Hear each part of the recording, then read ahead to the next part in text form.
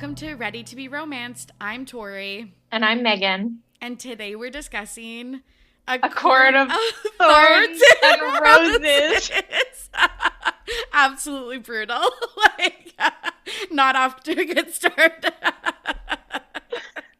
I'm dead, but it is finally here, the premiere episode of Ready to be Romanced, and literally the book you've been telling me to read. Been waiting for this. I know. For how long? Like, it must be over a year. I think so. I think it has definitely been a long time.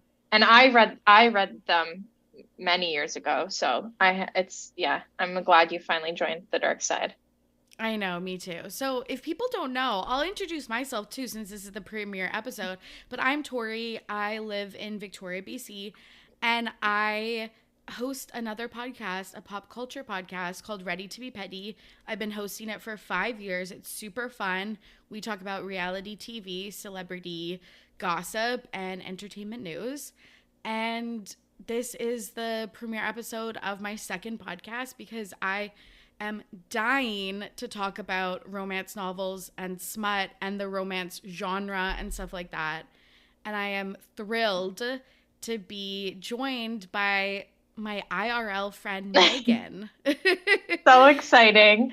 Yeah, I'm so excited. Megan, can you tell the listeners a little bit about yourself? Sure. I am living in Vancouver, British Columbia right now, and I'm just a little corporate girly by day, feral reader of romance novels by night, and in between talking and gossiping about it with my friends. So yeah, really excited for this, and just to talk about fairy porn whenever. I'll take that.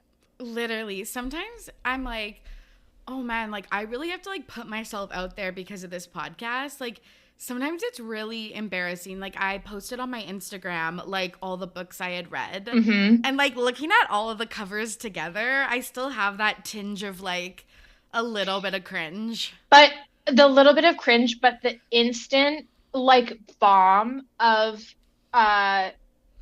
talking to somebody that then goes, oh yeah, and I love that book series too, because there's something so connecting and fun. And I think one of the most fun things that I've had with A Court of Thorns and Roses in this new era of like book talk and people talking, and there being really this like online culture where people can connect about it, is talking with people, especially like coworkers and people that you wouldn't know would love that, and going, wait, so you read A Court of Thorns and Roses too? And I've had so many coworkers that I've gotten onto it, or friends, and so there's something really fun about being in the cringe together. It's so true. And that's why I started Ready to be Petty, was because I was looking for an outlet to talk about what a lot of people deemed as like cringy. Fangirly, like femme-coded stuff. And yeah, so it makes sense for the next step to be a romance novel podcast.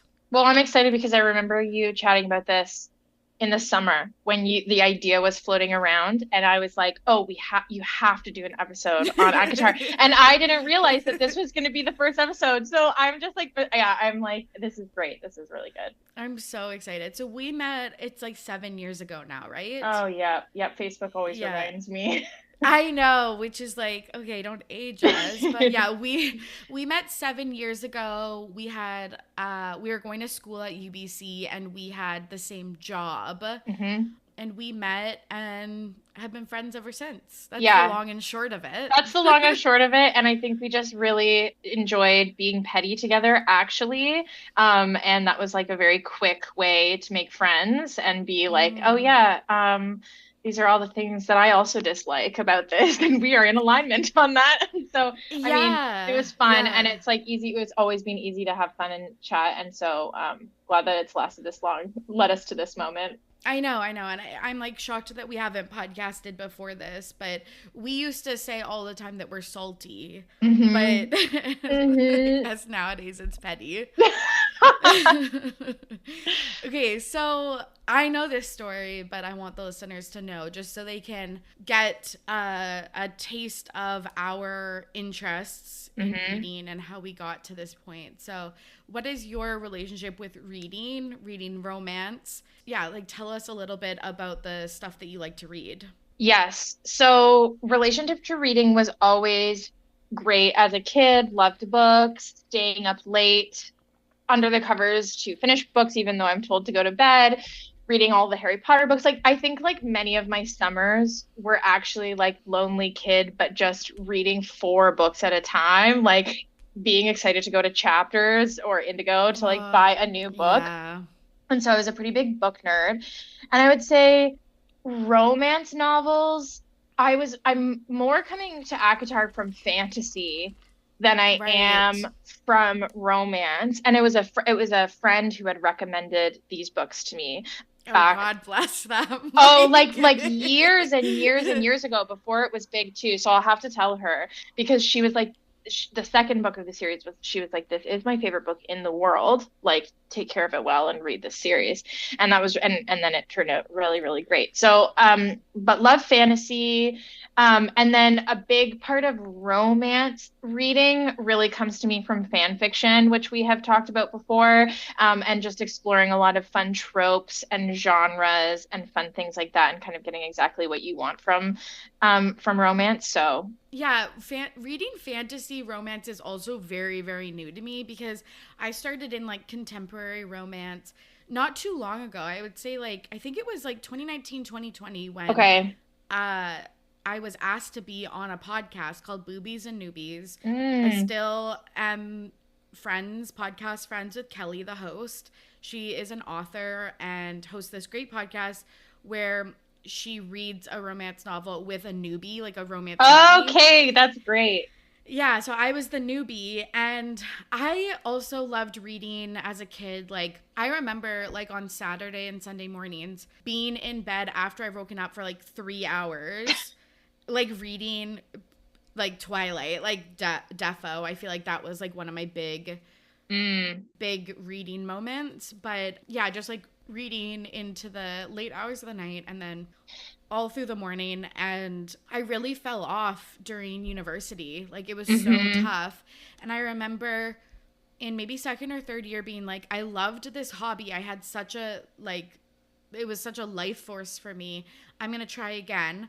Got a Hmm. library card here in Victoria and then went to the library and got like YA books, like that, like books that I was reading when I was in high school. Hmm. And I just like couldn't connect with them, couldn't, like, I Mm. just was like, I still do like YA. I'm sure I'll Hmm. cover like, the summer I turned pretty. My next episode is on a YA novel, Okay. My Life with the Walter Boys. But it wasn't like re like Igniting the igniting. passion. Yeah, exactly. So I like tried a bunch of stuff and I was like, no, I just don't like this.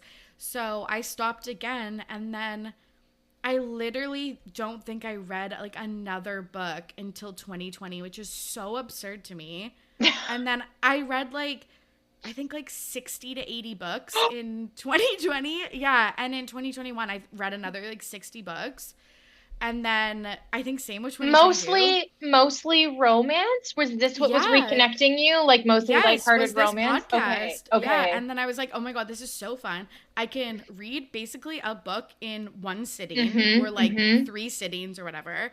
It is light generally. Mm-hmm. It's fun. It's funny. Mm-hmm. It's eliciting a response that I'm like not even getting from TV at this point where I'm like laughing or like literally throwing my book across the room and or like like visibly Right, cringing. right, right. And it was so nice to find a new hobby. And have the escapism in Yeah, such a there's something so magical about imagination with books that don't have adaptations. And of course there's such a special world for adaptations, and I'm so grateful that there are for so many books that I love, but being able to read something and your imagination putting the picture together, who you want them to be, talking about it, that's really fun. And that's something you totally. don't get with binge watching TV or movies. Totally TV or podcast. Yeah, I had like replaced for such a long time podcasts even over like music and movies and Mm-hmm. TV and stuff like that, but it's so nice to now have a more balanced, like 2023 it was more balanced between all of these Well, we've sources. Well, balance between sources, and we've talked about also like needing a break sometimes from a romance genre or a fantasy genre, or just like the type of trope you're reading over and over again, because it can get so tired if you love it. But I know you're already going to ask this, but speaking of genre, I'm now curious Yeah. what some of your favorite tropes are, and like specific things that happen, because I like made my list before the app Oh, because okay, I'm I love excited. this. I think like in terms of like the big tropes, I think I prefer like enemies to lovers versus friends to lovers. Yes. Just because it brings like I think it like a more juicy storyline. Mm-hmm. And then like tropes, like I oh my god, there's so many. Like I actually like I hate one bed. Oh, you hate one bed? Oh no, there's only one bed. Oh, that's funny. Like okay, yeah, just because it happens, I like It swear to happens God too in every often. Now, in but every it book. but it I was like like, forced proximity though. I like oh, forced proximity, but hey, yeah, sorry, my yeah. my list right here. Enemies to lovers, forced proximity. So love that for us. No wonder we're having I this conversation. I know. I love that. I do like grumpy sunshine Mm-hmm. and Mm-hmm. that type of trope. Yeah, what about you? What are you into otherwise? Well, this is also things I have written down. Just bad boy, which what kind that's like such a big like what Like even is alpha this male, specific? which is like so funny. Yeah, yeah, because in real life, it's the I escape. would It's never. the Yeah. escapism, right? It's the escapism. I Yeah. would walk in the other direction quickly Direction. if I had Yes. the sense of this. But bad boy, I've got unrequited love, but that's actually Yes. miscommunication too. Like I love, love, love when somebody like sorry, just shout out to Bella Swan being like, he doesn't love me. I'm definitely seeing just A a mirage. mirage. And it's just like miscommunication, girly. He loves you. Yeah. Hurt comfort. So something where everybody where it's like cozy and like there's like some hurt happening emotionally, physically, but then people are comforting each other. Hidden Love. hidden identity where somebody has a secret or they are somebody that they find out later on. It's like, oh my God, you're actually the prince or you're actually a spy. Like, give it to me Yes, all. yes, So there's yeah. something really fun about that. And then the last two I have are the bet, which is like Oh my god, I love the 10 things I bet. hate about you. Yes. Like I don't know if Yes. I'm referencing that properly, but just other like yeah, things where it's going to be a bet and actually real feelings get involved. Yes. And then there's always a reveal. Like it's so follows the same pathway and trajectory every time and it's so good. I also like sometimes really like teacher student, not actual. Not actual, of course. Yeah. This is a judgment free in a fictional world. Yeah. We have to No, but acknowledge like that. no, just wait, can I elaborate? Not actual teacher student, but like when it's like, oh, I Oh, I have know to what you're gonna say. yes, like where it's like, oh my god, I like have to marry this guy, but like I don't know what to do or something like that. And then this guy comes in and he's like, I'll teach you like Like everything. mentor mentee, like there's Yes, something going yes. on. Okay, that's Yes. funny. Good clarification. But also, if it was just hot for teacher student in a fictional world, I'm not gonna. This is why we can have this. This is why people can express themselves, you know? Well, 100%. in terms of spicier topics, the last one I have on here, which actually there is a hint of this in Actar 1, which is the sex pollen trope. Do you know about sex pollen trope? Slash, No, I no. slash like Teach me. fuck or die is another one that it's called. Okay, so I'm gonna read it Oh, yeah, I know what you're saying now, but yes, because obsessed. so sex pollen is a common fan fiction trope used to bring two characters together in a sexual encounter. It involves one or several characters becoming infected with the pollen of some alien or magical plant, or they might be influenced in some other way, magic, mind control, etc., that causes them to develop a spontaneous and urgent need to have sex. And it actually may have originated with Star Trek fandom. There's a lot of really great tropes if you ever do a deep dive into Star Trek that come from Star Trek and fan fiction. And then they're often, sex pollen is often seen in conjunction with fuck or die, which is like there might be fatal consequences if they don't have sex, like in a certain time frame or do it, which also kind of goes in with forced proximity. And so it's a little bit more like intense, high stakes kind of stuff. And I'm sure you know, maybe you know what I'm talking about, the hint of this in Avatar 1. But if not, I'm ready to discuss it. Okay, let's get into it. So I want to give a spoiler warning. We will be discussing the first book in the A Court of Thorns and Roses series, which is named the same thing. But we will not be discussing anything that comes after that. So this is just about book 1. So let's get into it. Of course, the title is A Court of Thorns and Roses. It's written by Sarah J. Maas and it was published on May 5th in 2015. You told me this when we were chatting in the summer, but I feel like ACOTAR is getting so popular right now. Like it's having such a moment, and Book Talk is making everything crazy, and fae fantasy books are just like the moment, like flying off the shelves.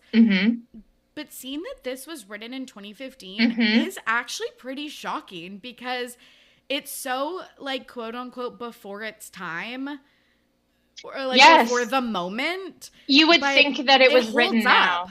Yeah, exactly. You would think that it had been written now in response to everybody being really excited. And I think that it actually, I don't speak with any authority on this because I am not that deep into all of the like most popular books on TikTok right now and Book Talk, but it really like holds its own, and I think it really paved the way for a lot of the more modern romances and fantasy, and this like resurgence in girlies being excited about fantasy.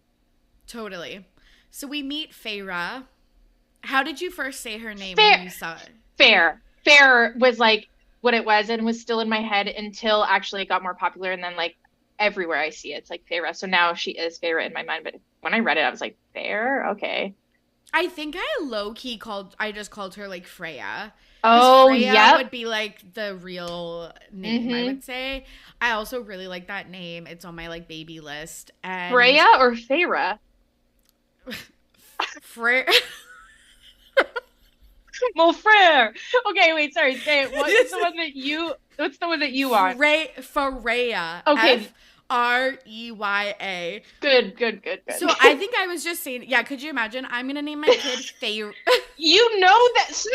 Sorry, you know that all of the kids, and they're like, yes, the most popular baby name in 2023, Feyre Archeron. Like, okay. No, literally, I'm like, she's such a dumb bitch that I would never name my kid that.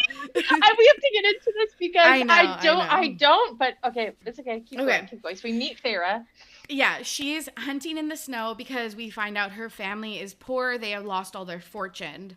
She lives 2 days travel away from Perithian, which is like a fairy world. And she, is like the sister that provides for the family because her dad has, like, his leg is hurt.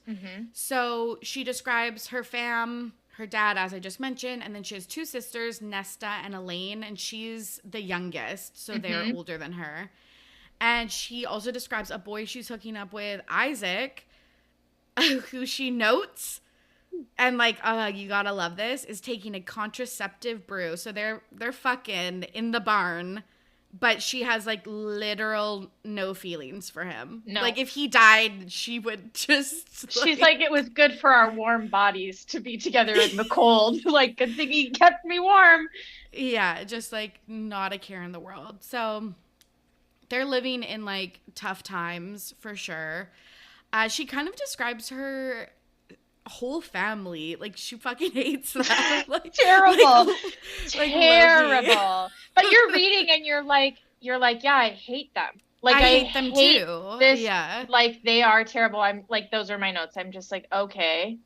Yeah, so they're awful. So like she describes her sisters as vapid, caring about boys and nice possessions, doesn't care about like survival. her mom, when she passed away, asked Feyre to take care of the family, and Feyre holds this like burden on her, and she's like, yeah, like my dad doesn't do anything, my sisters don't do anything, so like it's all me. She describes Nesta as really mean and like hates that they're poor, and you know, there's like some family dynamics there, and we learn that she may marry Thomas, a woodcutter's son, who wants to propose to her, and Nesta sees that as her way out of poverty. So she continues to like hunt, and she sees a wolf, but she also sees a doe, and she sees the wolf eyeing the doe, and she's like, oh my God, I could, like, it would be amazing if I could kill both the wolf and the doe, because I could take their meat home and their pelts to sell in the village. Okay, I just want to say also, if I was in this situation, you know, I would just like curl up and die, right? Like, I literally have different. Sorry, I have questions later to be like, so what would you do? What would you be doing? And in this case, sorry, we love to hate her, but I'm Nesta and I'm Elaine and I'm the dad with the broken leg, and I'm like just sitting by the fire, like, hope you bring home some food tonight, because otherwise, no. But then she brings home the food, and I'm like, I'm not eating deer. We are like, the worst part of. Yes, yeah, 100%. So like, gotta admire Feyre for like her hunting skills and like digging into that like grit that I just don't have. Yeah, they wrote the novel Grit about Feyre. About Feyre. And getting through. My first notice, the first chapter is grisly. This girl is down on her luck, but she's kind of a badass. Yeah, totally. The whole family is like down bad, not the good kind, and just like really needs some twist of fate to turn it all around. So she notes that the wolf is really big, and because of her size, she thinks it could be fae. So this means that there are shape-shifting fairies that live on the other side of the wall in Prythian, and she can't kill that because that there's a treaty in place, like a la Twilight, but she's like, hey, no, I don't think it is fae. I think it's just a plain old wolf, so I'm gonna kill it too. And she uses a bow and arrow, a la Katniss Everdeen. Really, those books ran so this could just walk, so she could just string that bow and kill that wolf right through the eye or whatever. And she like notes that there's special types of arrows, ash arrows, that kill fae. So she has like both the normal kind and this ash kind. So she shoots the wolf and takes the doe and the wolf pelt home. So she explains a little bit about the mortal world's beef with Prythian. So she explains that fae were overlords of humans and treated them poorly. And in town, when they go to sell the pelts, there are some people that are like fae followers. But Nesta, Elaine, and Feyre believe that like those people are dumb, fairies are bad, and like they would obliterate humans at any chance they could get. And again, we learn more that like there's mercenaries, they like take care or like guard rich people in their village from fae, and it's been like this for 500 years. There's the invisible wall that protects them and this 500-year-old treaty. We also learned that fae can't lie, which I think is like just a characteristic of this creature. Yes, it's very popular in terms of like the lore around fairies. Yeah. And we get our first sign of trouble, I would say, when the mercenary that Feyre is selling the pelts to, she goes, also, I know like where you were hunting in the forest, and like you should not go there again. Like it's very dangerous. I wouldn't do that. Because that night, the timing of this, that night a huge wolf-like, hound-like beast with antlers attacks the Archeron. Sure, yeah, that's what I would say. I Sure, was old. we'll get. We're saying all the names wrong probably at this point. So yes, that Well, tax it. okay, that was another reason. So I want to say that I listened to, or I read this book the first time, like an ebook, and then the second time I listened to the Dramatized. Yeah, you got it. dramatized, thank you, dramatized audiobook. And I was like, this is so fucking smart because then I wrote down how to say everybody's name. Except for Archeron. Except for Archeron. So we first get a glimpse of this beast who shouts murderer at the family. And like everyone cowers except for good old Feyre, who like tries to fight him with like a fucking butter knife. Yep. And he demands to find out who killed the wolf in the forest. And Feyre's like, okay, like it was me. And he's it's me, girl. It was me because I bet the beast is sizing up the other competition and is just like, it's not one of these other people. Like it's just, so obvious that she is the one. Totally. So he says, okay, you have two options, bitch. Like you either die tonight or you live in Perithian for the rest of your life. You can't be a slave though, but you'll just live there. You'll just live there. And she's like, this is the part that I actually like want to die about Feyre is because she like questions it. Oh, okay. I literally have a note because he's like, you have the nerve to question my generosity. And I was like, yeah, but that's kind of weird. You're like, you will die tonight. I will rip you to ribbons, or come chill, girl. Like, you just come and don't worry, won't be a slave. And he's like, oh, what? You forgot that like mercy was a thing? I guess you guys are so terrible. Like, I can be good. And I'm like, okay. No, yeah, it's like very humans couldn't like comprehend this level of critical thought. But yeah, this is a theme throughout the book is she's given like a decent option, but instead of just like being like, okay, she's like, you're so annoyed at her.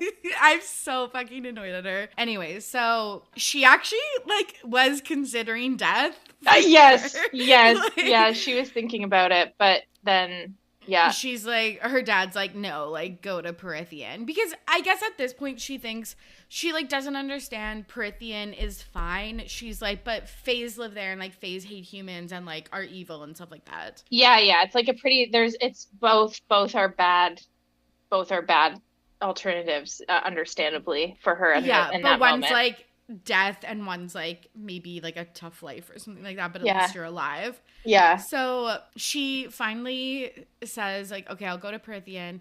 So the beast carries her to a horse. They ride out. He puts her in an enchanted sleep. Of course. And invisible binds on the horse and they go through the invisible Perithian wall to like the most beautiful place Feyre has ever seen. It's a huge sprawling estate. It's stunning. It's huge. It's springtime.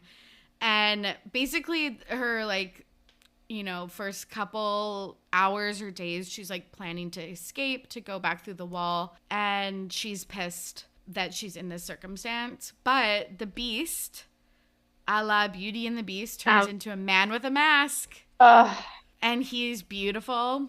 And he has like high cheekbones and blonde hair and a little masquerade mask, which like just for some mystery, you know? Just for some mystery. And we learn that he's high fae, so he's like royalty amongst the fairies.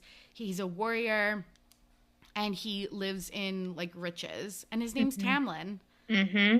He has tan skin and pointed ears. Delish. But what we really need to talk about is Tammy's best friend.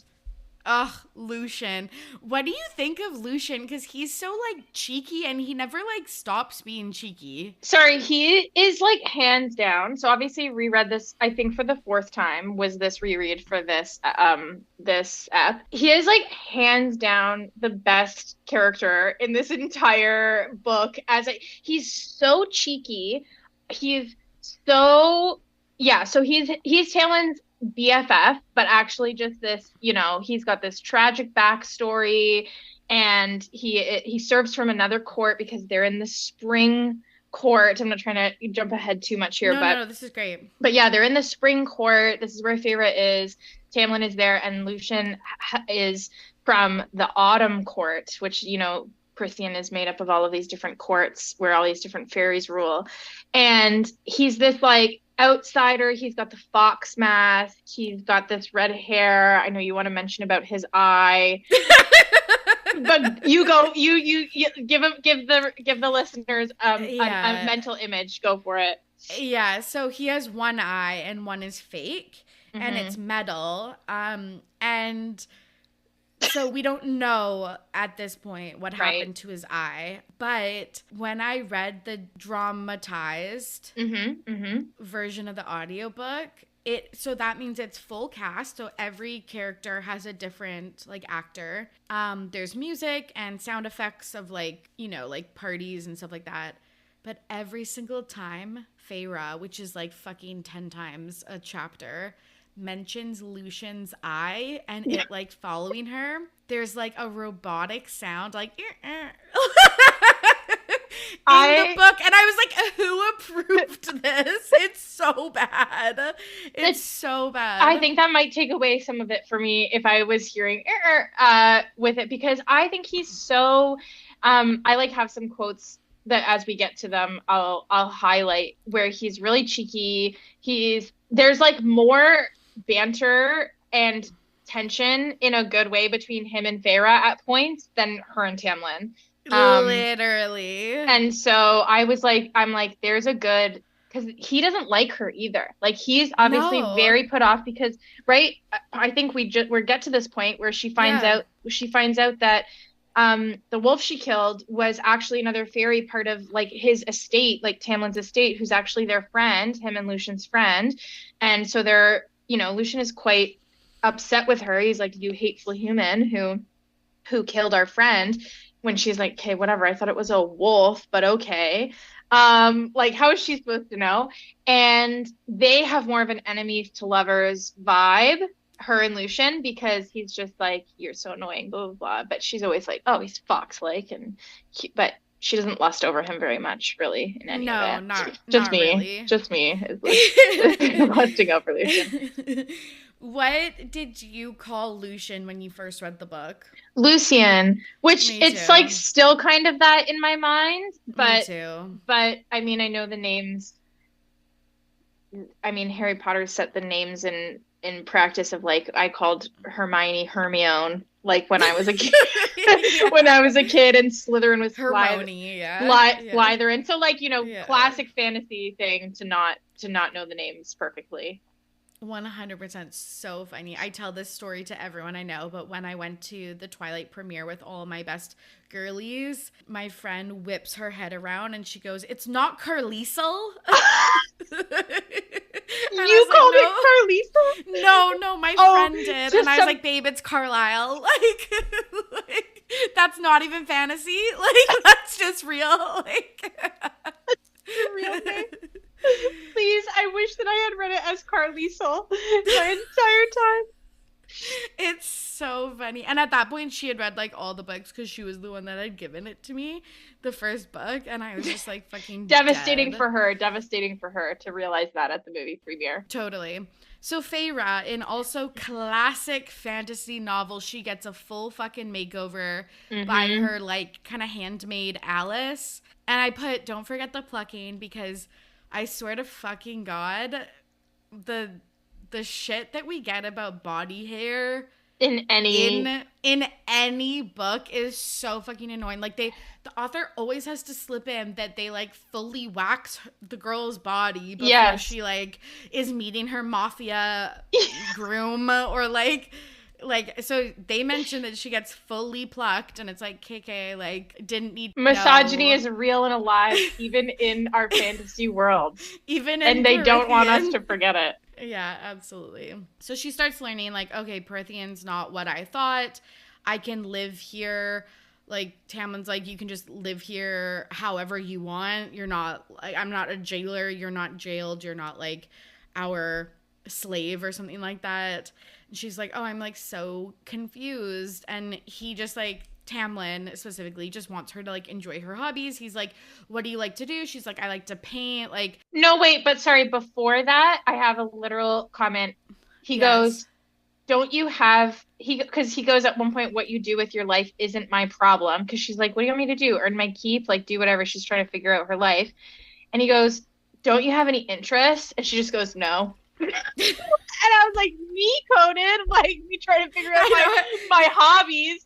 But yeah, you're right. Literally me. You're right. She does love to paint, but she like was hesitant to tell him, but then she does tell him. And yes, more of her, like, it's like she's slowly starting to realize that she is like, yeah, like not what it is, and she can maybe do some things that she never thought she was going to be able to do, like relax, have food at the table, yeah, that she doesn't like have to a nice bath, like just walk in the get fields, plucked head to toe. Like, she can ride a horse but not have it like equal hunting and like all of this stuff. So she's like concerned about her family, but Tamlin's like, don't worry, I'll take care of them. And she does start to like apologize and feel really bad for killing Andres, which is the, you know, wolf fae that she killed. And oh my God, this is like another thing that I love / hate about fantasy books is like, it's just like same, but different. Like Tamlin and Lucien are like asking if they're more handsome than mortal boys and if she loves anyone at home. That's like the first thing they fucking ask her. And it's like,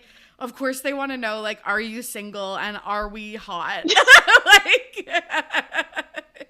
like, please, like, yeah, bathe me in the compliments. Yeah, that's really funny. I forgot about that. You're right. So funny. So Tamlin shares with her that there's a sickness in Prythian and shares that the masks are permanent. It's like a curse. And that his powers were once, you know, great, but they're now diminished. Feyre is an annoying fucking bitch during this point. Like, so she like, so it's like the first night she like sleeps there, has a nice like sleep, stuff like that. And then in the morning she's like, I guess I should like go like find breakfast and like I'll bump into Tamlin and Lucien. Like, does he even remember my name? And it's like, what do you think of him? Like that you're gonna walk down the stairs and he's gonna be like, who are you? Like, she's just so annoying. Well, okay, yeah. That's, I mean, it's like, yeah, he's not gonna forget her. That's funny. So, she like is still like, I need to get back to my family. I need to make a plan somehow. She like packs a bag in case she's gonna run and stuff like that. But it's like mixed between enjoying herself and like planning her escape. She goes patrolling with Lucien, and Lucien hints that the sickness is from her, like no other word, but we find out it's from like some type of woman or some type of fae. And that Lucien can't shapeshift, but Andres and Tamlin can because they are high fae. And he talks about these creatures living in the forest called Suriels that you can ask any questions and they like tell you the truth. And while they're out there, they encounter a bog, which is this is like another thing. I'm gonna get this in my. I'm gonna get to this. Like, trust Tell me. But like, girl, there's a fog. There's a fog that whispers into your mind and wants you to look at it. Yes. And if you look at it, it becomes real and like attacks you. And she just calls the fog the bog. Like, some of her stuff, I'm just kind of like, it's really on brand, no name brand. Like, you get what you see. That's really funny. 100%. So like, Tamlin's really upset when Lucien and Feyre come home, and he like goes to hunt it. So we like find out Tamlin's a hunter and a warrior and like strong and stuff like that. One night, she even sees another creature called a puka that mirrors her dad, and she sees that out the window and she thinks it's her dad, so she like goes out to like meet her dad and leave, and then Tamlin like catches her and he's like, that's a mirage, like embarrassing girl, like embarrassing. Like, yes, and thus starts like all the embarrassing things that Feyre does because It's embarrassing. And like same, I'm an embarrassing girl too, but like it's just so funny. So Tamlin goes out, kills the bog that, you know, threatened Lucian and Feyre, and his hand is hurt. This is another, so this is what you're talking about, the hurt comfort trope. Yes. Yeah. Yes. Well, this is a turning moment. This is like Yeah. a very big turning romance moment of like what were there? Yeah, they've kind of been kind of at odds, just living in each other's space. She kind of turns away from him a lot when he has been trying to put out like, what do you like? And like, do you want to go on a tour of the estate? Like he kind of puts these things out, and she's just like, no, like stay away from me. I gotta like plan my escape. And then he comes home after hunting this bog, and his hand is hurt, which by the way, they like heal so fast all the time, but like this one particularly is like well, I think it's like so terrible that it like has slowed his healing down or something. And she tends to him, right? And she is like, actually, I think that is the end of this chapter, not her being like, and that night I didn't lock my door. Like, oh yeah, like she like starts to be like, so I don't know if that's the right timing of it, but yes, she has this moment where she takes care of him and thinks maybe he's not the worst after all, right? Like maybe his like torn, ripped shirt and like how he is. Maybe he's a little hot. Okay. Yeah. No, I'm like literally giggling and kicking my feet because it just also reminds me so much of Outlander when Claire is tending to Jamie after he like fell off a horse or whatever, and at first she thinks he's like a brute, so when she's like tying the bandages, she like really like wrenches on it, and then like they start talking and stuff, and she's like, oh, like he's actually like nice and like hot and stuff, and then she like really like goes above and beyond. Like, love that I love that. And by the way, there's also like he's also trying to be like, he was trying to flirt with her, and I just have a note about Beauty and the Beast coded because which obviously it was inspired, there was a big part of it inspired by that, but at one point they're like sitting at the dinner table, which is when often they like have conversations, right, between like Tamlin, Lucian, and Feyre, and he just goes, and your hair is looking clean, and it's like it's like the Beast trying to compliment Belle, and she can't, and you're just sitting there being like, this is so cringy, and you can like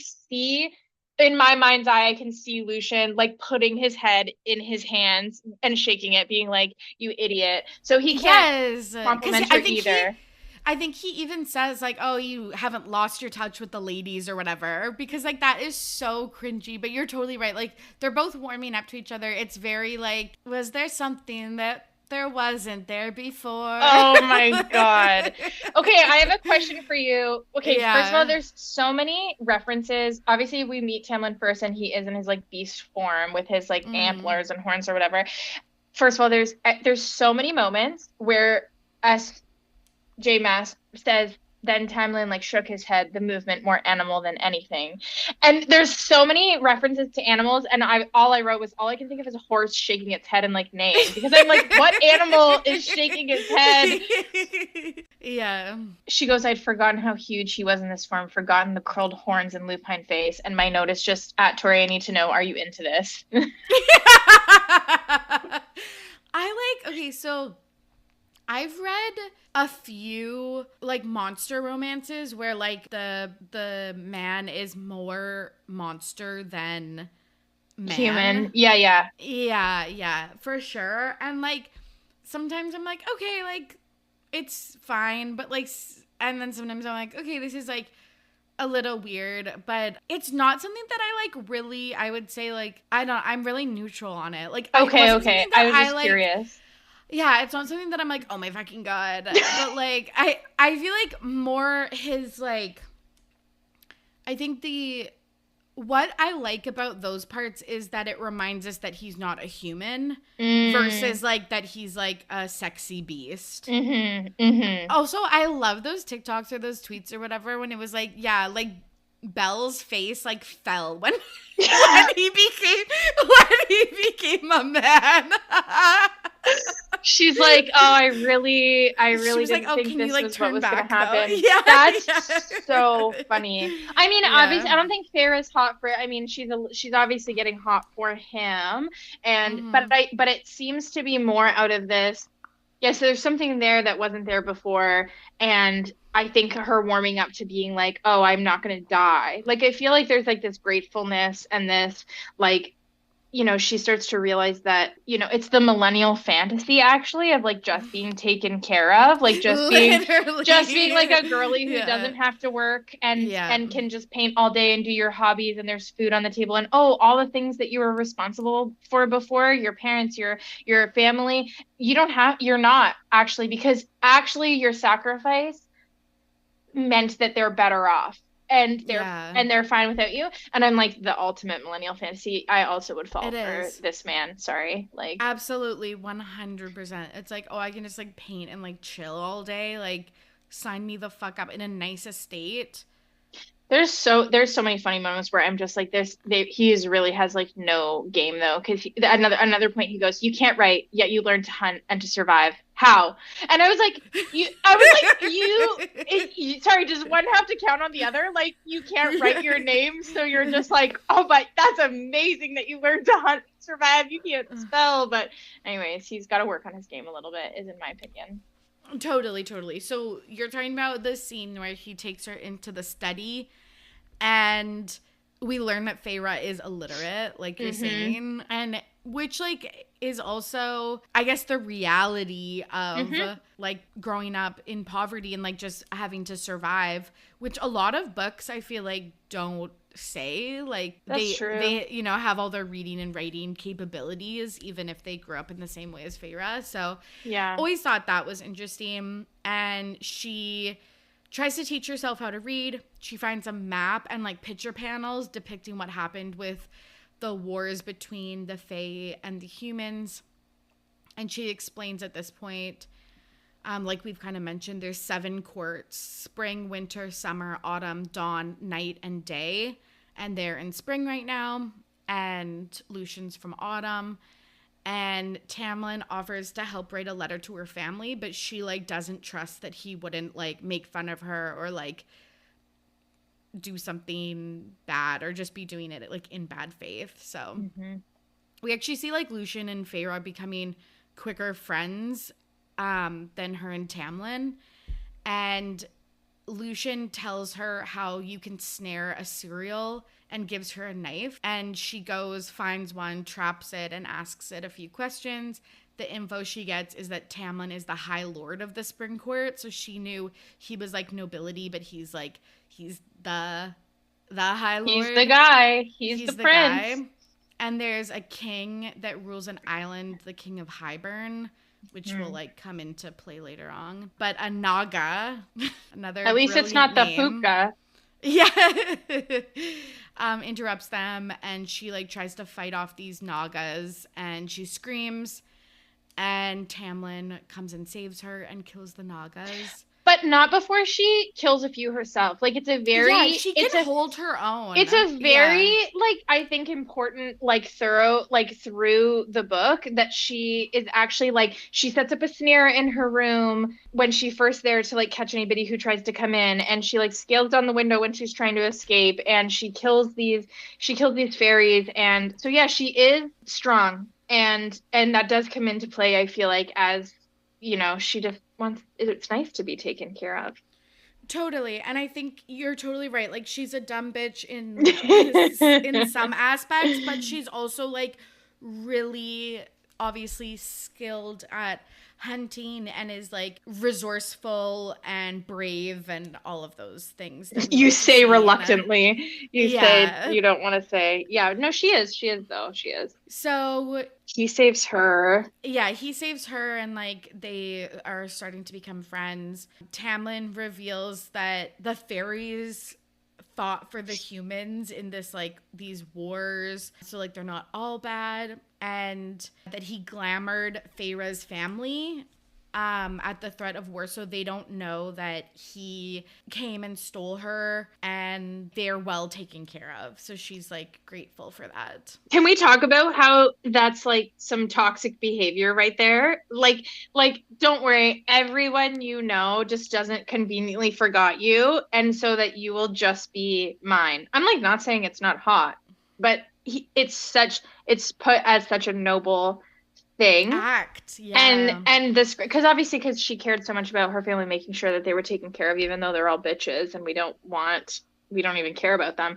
But Mm. yeah, but like how funny, because I think she does have a moment where she's like, oh, well then like what am I even supposed to do? Because did they just forget about me? Did they just like I guess my life is here in Prithian now. I'm like, seems Convenient. convenient.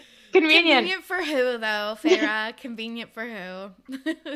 So the the actual turning point is when a summer court fairy, Tamlin and Lucian find, they bring him back to the estate, and they reference that this she person or fairy took his wings, and Feyre like comforts him before he dies, and then they're like, okay, we're like good now. There's like some type of trust between us, and like Yes. you care for fairies, like they don't like disgust you. So this is like The my most favorite.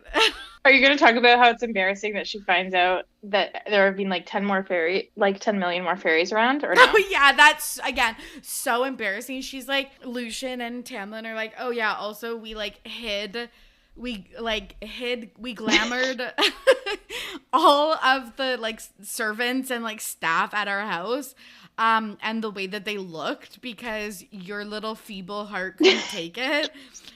So like we also like undid all of that. So like she just like is walking around and she's like, oh, when I like went after my dad's mirage, could other people see that? They're like, yeah, like everyone was watching you.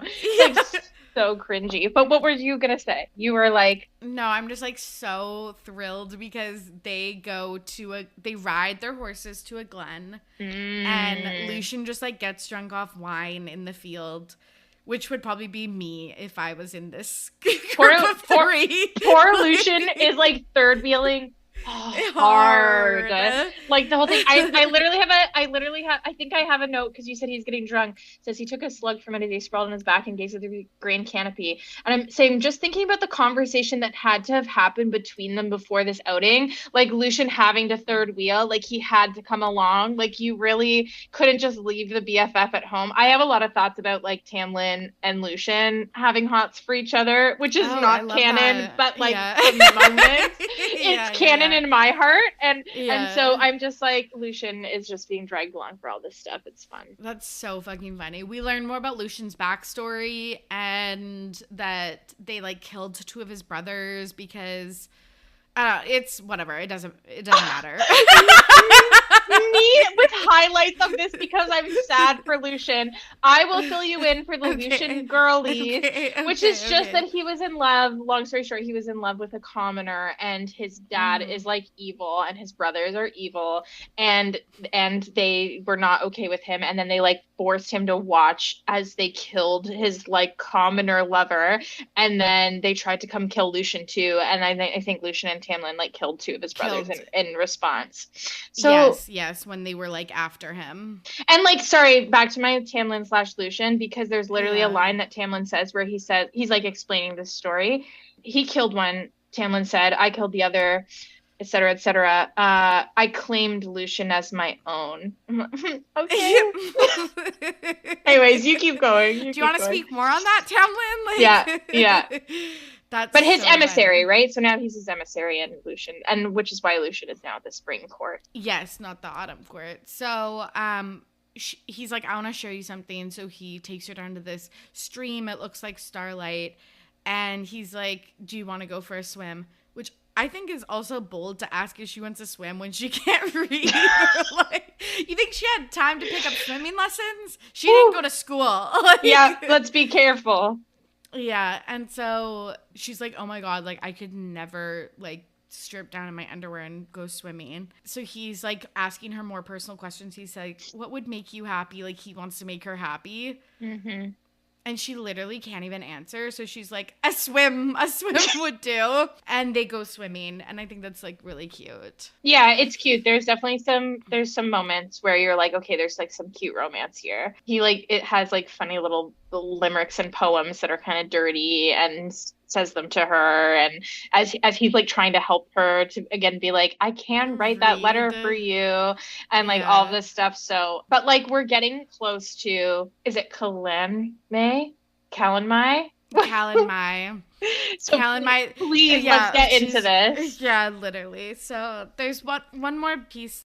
Mm. She's painting roses, I think, and she like picks one up, and one of the thorns like nicks her, and he kisses her palms to heal her wounds, and then her cheek, and then he growls. I was gonna say it's boring to me. It's giving me boring. Like I'm like it's kind of sweet and you're reading it. It's a little hard. We've both talked about this on the reread. I think we were a bit more enamored first time through, fresh eyes. Absolutely, And then you absolutely. reread and you're kind of like, but I mean, it'll put in context with the ending and like Yeah. the big twist and stuff. But yeah, you're kind of like, is this even okay? Is this even that romantic? Okay. 100%. So we end up at Kalanmai, which is the fire night, which is, I think, the arrival of spring. And Tamlin and Lucian both say, you can't leave your room. You have to stay in your room. But of fucking course, she immediately leaves. Yep. Like She hears the beating of the drums. It's and she's called. yes, Yeah. yes. As these fires are popping up that she can see out the window, right around the estate, and all of this, like, sexy vibes are happening. Which, And she's like, I get. Like, I fucking get it. But it's like, I just feel like she's so oh, you dumb bitch. insolent this way. Because it's like, if someone tells you, like, it's not because they don't want you there. It's 'cause there's like She danger. had FOMO. She had some real FOMO, and she was like, Literally. "Not today." I mean, she's very defiant. I think that's like kind of something that's very about Feyre throughout too. And we're all reading it, gagging, like, "Please go find out what's happening." Of course. But like in my heart of hearts, I'd be in the room for sure. Maybe, I don't know. Okay, so she encounters 3 fairies who like take her, kind of like attempt to like SA her. Mm-hmm. But she is saved by, quote unquote, the most beautiful man she has ever seen, with dark hair and blue eyes. And he is like, what is a human doing at Calanmai? Still don't know is that how you're supposed to say it? Yeah. Calanmai? Okay, we'll go for it.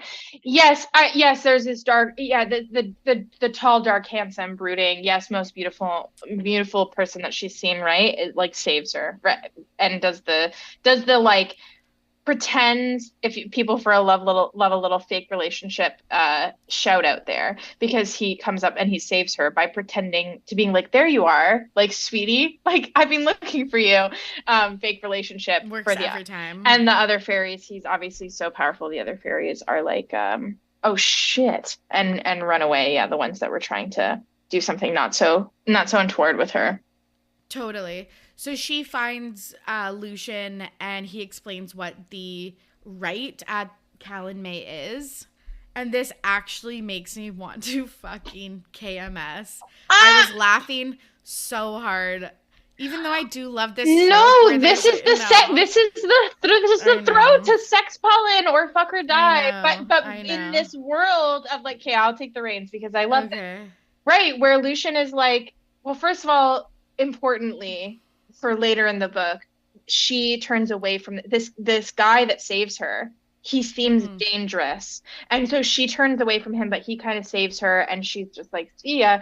And then she finds Lucian, who's like, what the hell are you doing out here? And reveals that it's like the night that magic will like overtake Tamlin, and his beast form will come out. He's gonna he can't control himself. He will have sex with whoever the magic chooses, and that will replenish. But only women. But like, well, we don't know. But yeah, all the women lined up. It says, yeah, fairy maiden. All the fairy maidens. Yeah. Yes, because she's like, who is it? And Lucian like snorts. He's like, and I think that he's just jealous that it's not him. He's jelly. And exactly. he's a little jelly. But yes, that this magic from this magic copulation will replenish the like power of spring and the crops and everything, if only that were that simple, for the rest of the year. And it's very, very important, as well as all the other people having sex that night as well. Like Yes, once yeah. he has chosen the maiden, and Farrah's like, okay. You wouldn't be me. Yeah, then other high fae can do it too. So you would think she's like, okay, danger, Lucian's mad at me. I almost got essayed. I'm going to stay in my room. No, No. she's hungry and needs a midnight snack. Are you fucking kidding me, you dumb bitch? So she bumps into Tamlin.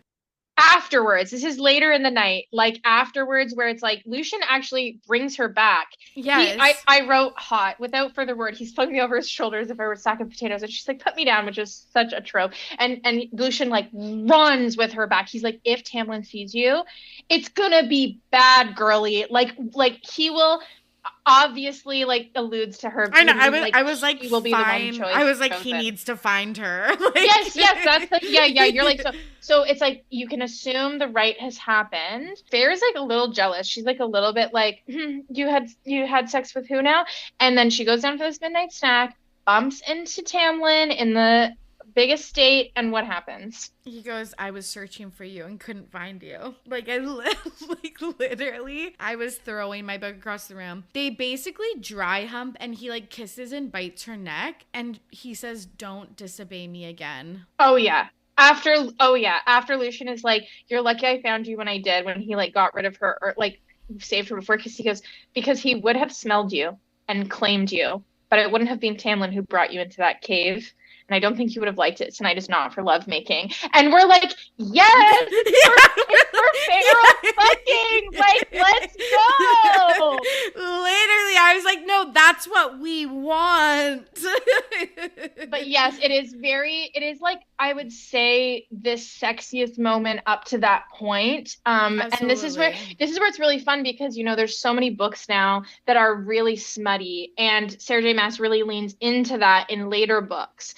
But this one's pretty tame. And again, in the context of 2015, people are like fairy porn, and then they actually read these and they're not very, the most sometimes there is this like sexy hot him like biting her neck, and there's this steamy moment. But it's really good. It's a good moment. It's really good. This was a scene that I was like, this is like what when you have to read 400 pages to get to the scene, and you are so you're like, you're ready let's for fucking it. Go. Yeah, you're right. There's such a, I'm so petty about how fast in so many fantasy novels and like any romance novels that people can fall for each other. But I didn't think of it that way, but you're so right. There is a really good like you're 400 pages in and you're like, yes, you have to like edge yourself because, and the payoff is so much better. Yeah. Like it's true. Like this is the payoff that you're like fucking dead. So I said I don't like love the like I'm neutral on the like lupine features and like the way that he stalks a room or like whatever. But when he scents her, oh yes, I don't know why, but like does it for you? It does something to me. That's really funny. That's like a very alpha, beta, omega, like scenting kind of thing. And there is like play with scent, and like definitely with fairies or supernatural creatures in any fantasy books, it's always just like you have a specific I mean, not even in fantasy, right? If there's like any man, he's like described as like pusk. No, I was gonna say pine and musk at the same time, and I give it a tusk. Pusky scent. No, so funny. Yeah. But there's always like cedar and moss or whatever. So there's always a thing with scents with romance, which like actually I can like really get into. It is sexy to think of somebody having that smell. And like it's like that just doesn't happen. Like that's not real life. Ever. So, he smelled like winter. Like it's like he smelled like the fresh fallen snow, and I'm like, I'm there. I can smell it. No, I know. It's like when you walked in, I could smell like fresh lavender, and it's like, oh god, like that's you're wearing too much cologne. You're wearing too much. But yeah, so this hot moment happens. Obviously things are ramping up now between them. There is definitely some like sexual tension or whatever. Then there's this like really fun scene with banter again with Lucian, and Lucian's like at the breakfast table the next day, right? Like Tamlin is like, she seems to have death wish, you know. So if Farrah can't be bothered to listen to orders, I can't be held accountable for the consequences. And she's like, accountable? You cornered me in the hall like a wolf with a rabbit. And Lucian is just like sitting there with like his hand in his chin in his hands, and he's like, this is fun, you guys. And so there's like some really fun banter between them, and there's definitely some like flirting And energy this now. is gonna be, spoiler alert, the TV series. This scene is gonna fucking hit. I feel like I'm so I hope excited for so. this. Yeah, I hope so. So he apologizes, brings her flowers, and the next night, this is so fucking dusty, and like I would do this too, like no judgment. She wears a fucking dress, and like she's known for her like tunics and Yes. slacks, and she's like, Yes. I think actually for dinner tonight, Alice, I want to wear a dress, and like I want you to like put flowers in my hair, and like I want to look the hottest I've ever looked. And she's like, for what reason? And she's like, none. None, actually, just this whole time that I've thought and haven't wanted to wear a dress the whole time. Yes, that's a very big moment. She is now like looking to impress. To 100%. So they go to the Glen the next day, and she can't hear a willow singing, and he says, well, I can like glamour you to be able to hear it, but if I do that for you, you have to kiss me. Do you Mm. like the kind of like dare or like trade romance trope? You like maybe. I don't know if it works here for me as much. Like I don't think I was like kicking my feet giggling about it, but with the right tone, I think it works better with a bad boy. Like Like Tamlin's like, taunting, yeah, yes. I don't think like Yeah, he is yeah. the bad boy. Like I think he is this romantic figure that we are also kind of falling for as he is kind and doing these things for her. And so yeah, when he's just like, I'll trade it for a kiss, and I'm like, okay, I mean, I guess that's cute in like a you're in grade 10 kind of way, but sure. Totally. So months pass, she's getting more comfortable. There's a party, she gets like drunk and stuff like that. And she, like, this is again so cringe. Embarrassing. She dances to his Fiddling. like yeah, fiddling, like fiddle playing, which like I could you just imagine like the type of dancing that You have to know. No, and yes, you have to imagine. I find the word fiddle takes me out of it, which is unfortunate. But Mhm. I'm thinking more like I can see the scene. If it was like HBO, like it's dark, the only light is firelight. There is like intense dark music playing, and like you're getting close-up shots of like sweaty. Like a neck, like a shot of a close-up With neck and stuff. hair, Because yeah, she's like been dancing all plastered. night, she can't even notice Yeah. that she's like beside herself. So that part is hot if you think about it, but if you just read it and it's like she's just been dancing for 12 hours straight to his fiddling, you're just like, please, this is so embarrassing. You know you can't dance. You know you can't read, you can't write, and you probably can't dance. But It is Tamlin is so funny. enamored. He is like 100%.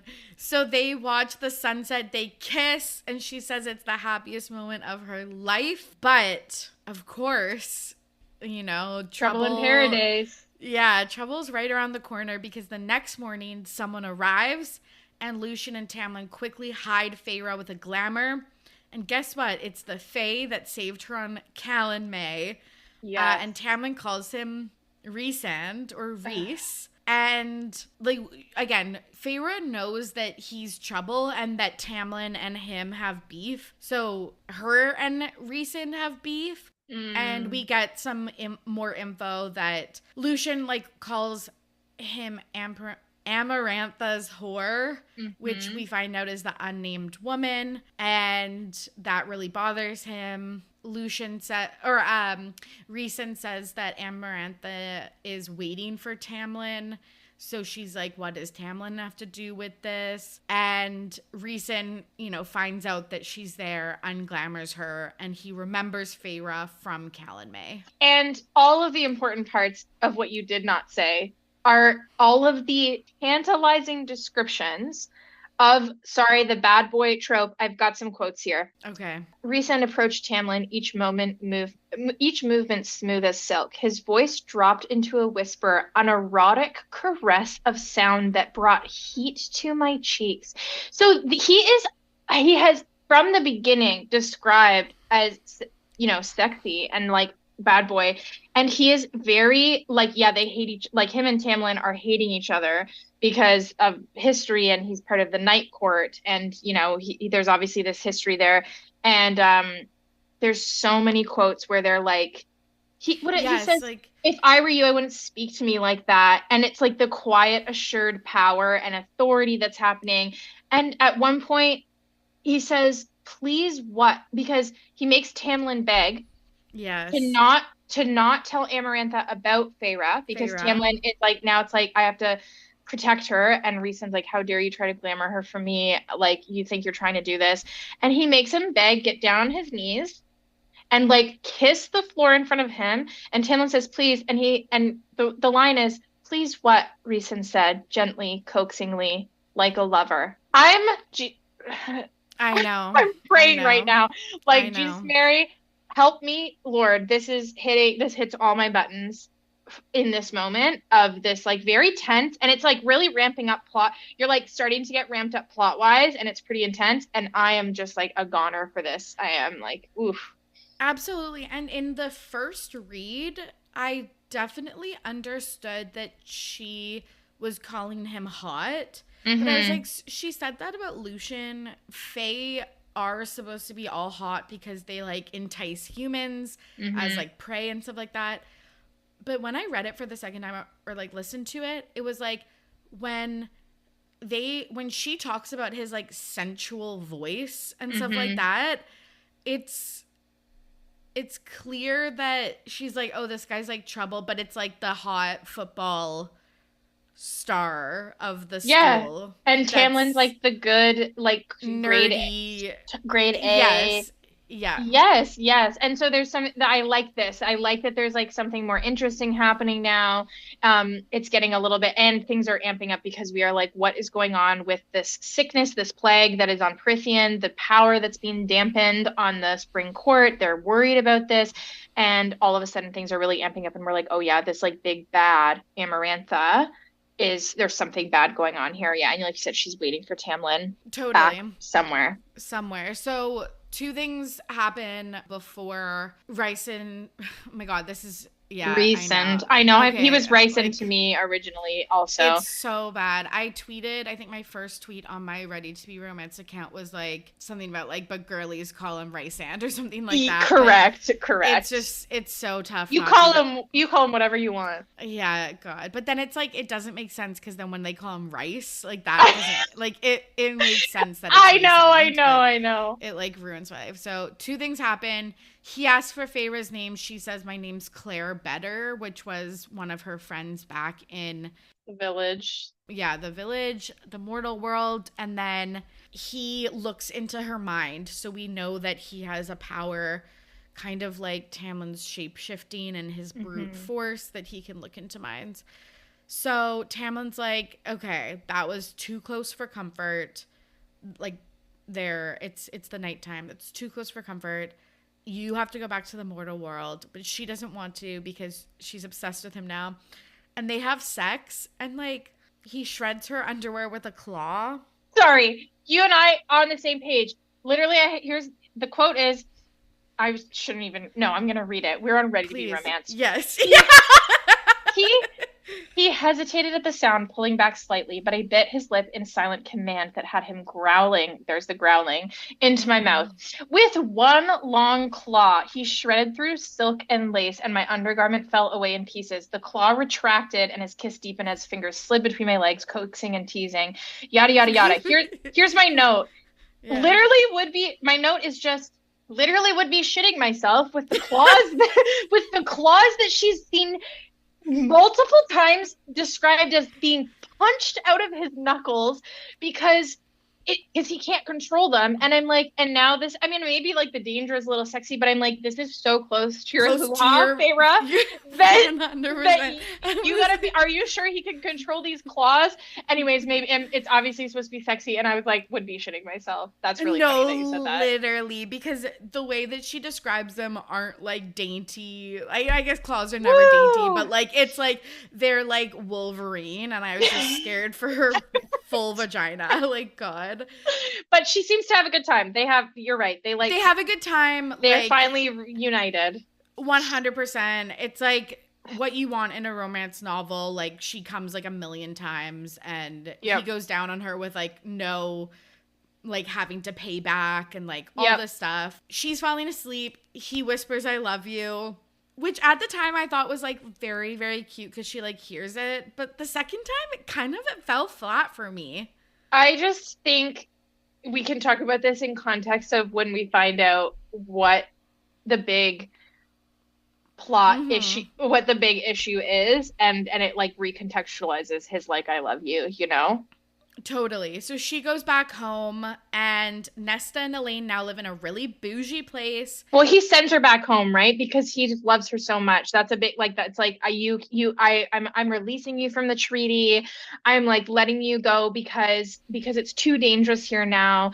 Rhysand knows something about you. There's this like sickness, this blight that's coming over our lands, and I gotta send you home to be safe. And it's this like very sad. You're like, just as it's getting good. And so she goes home. Yeah, so we're like Devo for Feyre, but like, I guess happy that she's safe. They all believe that she was taking care of a sick aunt during this time. We find out Nesta didn't marry Thomas.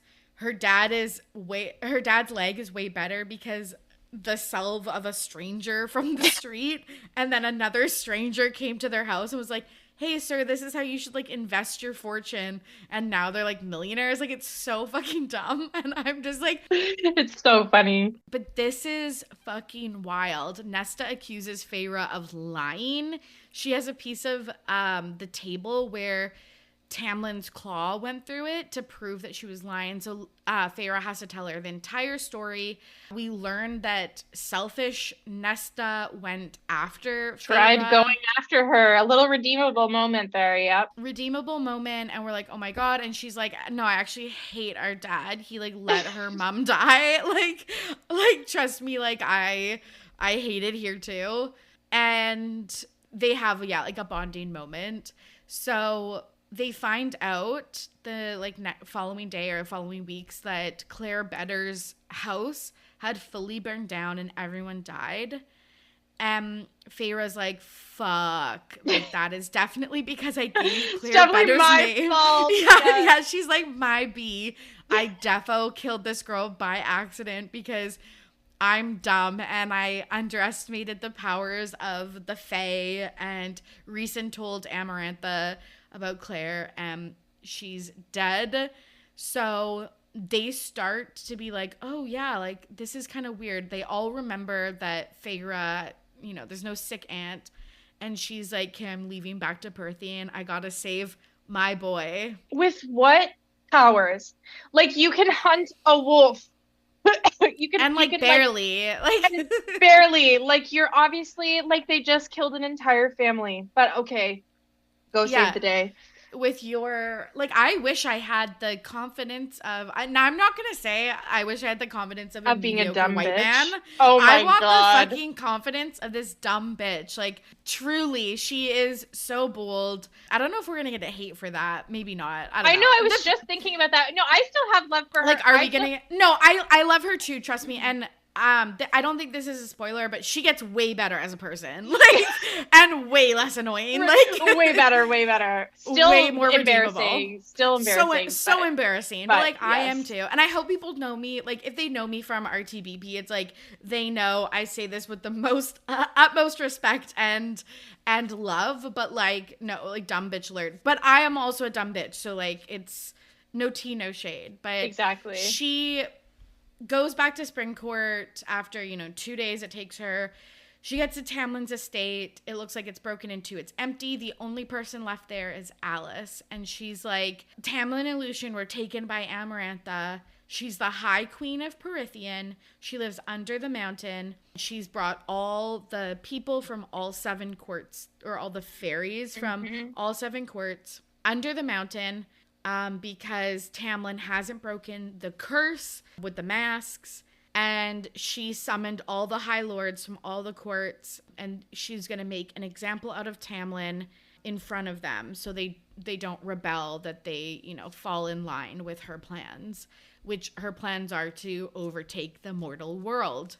So, and again, Sarah J. Maas, love your writing, but okay, this is now Lucian, who fell in love with a mortal, and he met a fiery death. No, he didn't fall in love with the mortal. Finish your thought, though. He fell in love with just like a commoner. A commoner. Yeah. Amarantha's sister falls in love with a human, but she also meets a fiery death. Feyre, or Tamlin. Aren't you seeing a pattern here? Yeah, literally. So yes. So she's mad at all mortals because her sister fell in love with one and he flipped on her.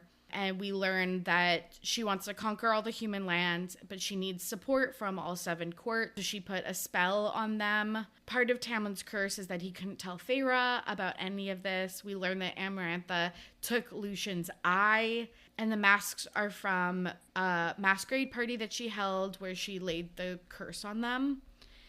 Amarantha was in love with Tamlin.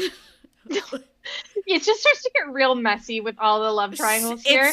It's so sloppy, dude. There's a bit of like almost too much of a lore dump, although I know that's like pretty common in fantasy to like kind of get everyone up to speed, but like there's sometimes I'm like flip.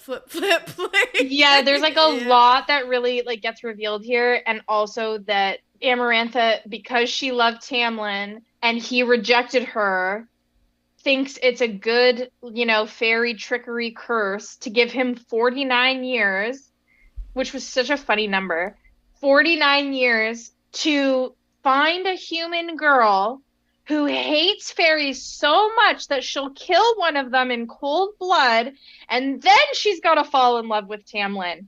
And that will break, and say I love you, and that will break the curse. And this is also revealed, is it not, by Alice in this moment? And Alice is like, you dumb bitch. It's not us calling her dumb bitch, it's Alice. It's Alice, who was like, being so mean to her, I want to say. So mean. And here's what I'm petty, and I wrote this down because I'm petty about this, because Feyre has this, I failed them, and in doing so, I damned them all, because she realizes she could have just said, I love you to Tamlin, because there's a moment when he tells her that he loves her, and she goes away back to the mortal realm. She's like, I do love him, but I just don't know if it's the right time to say it.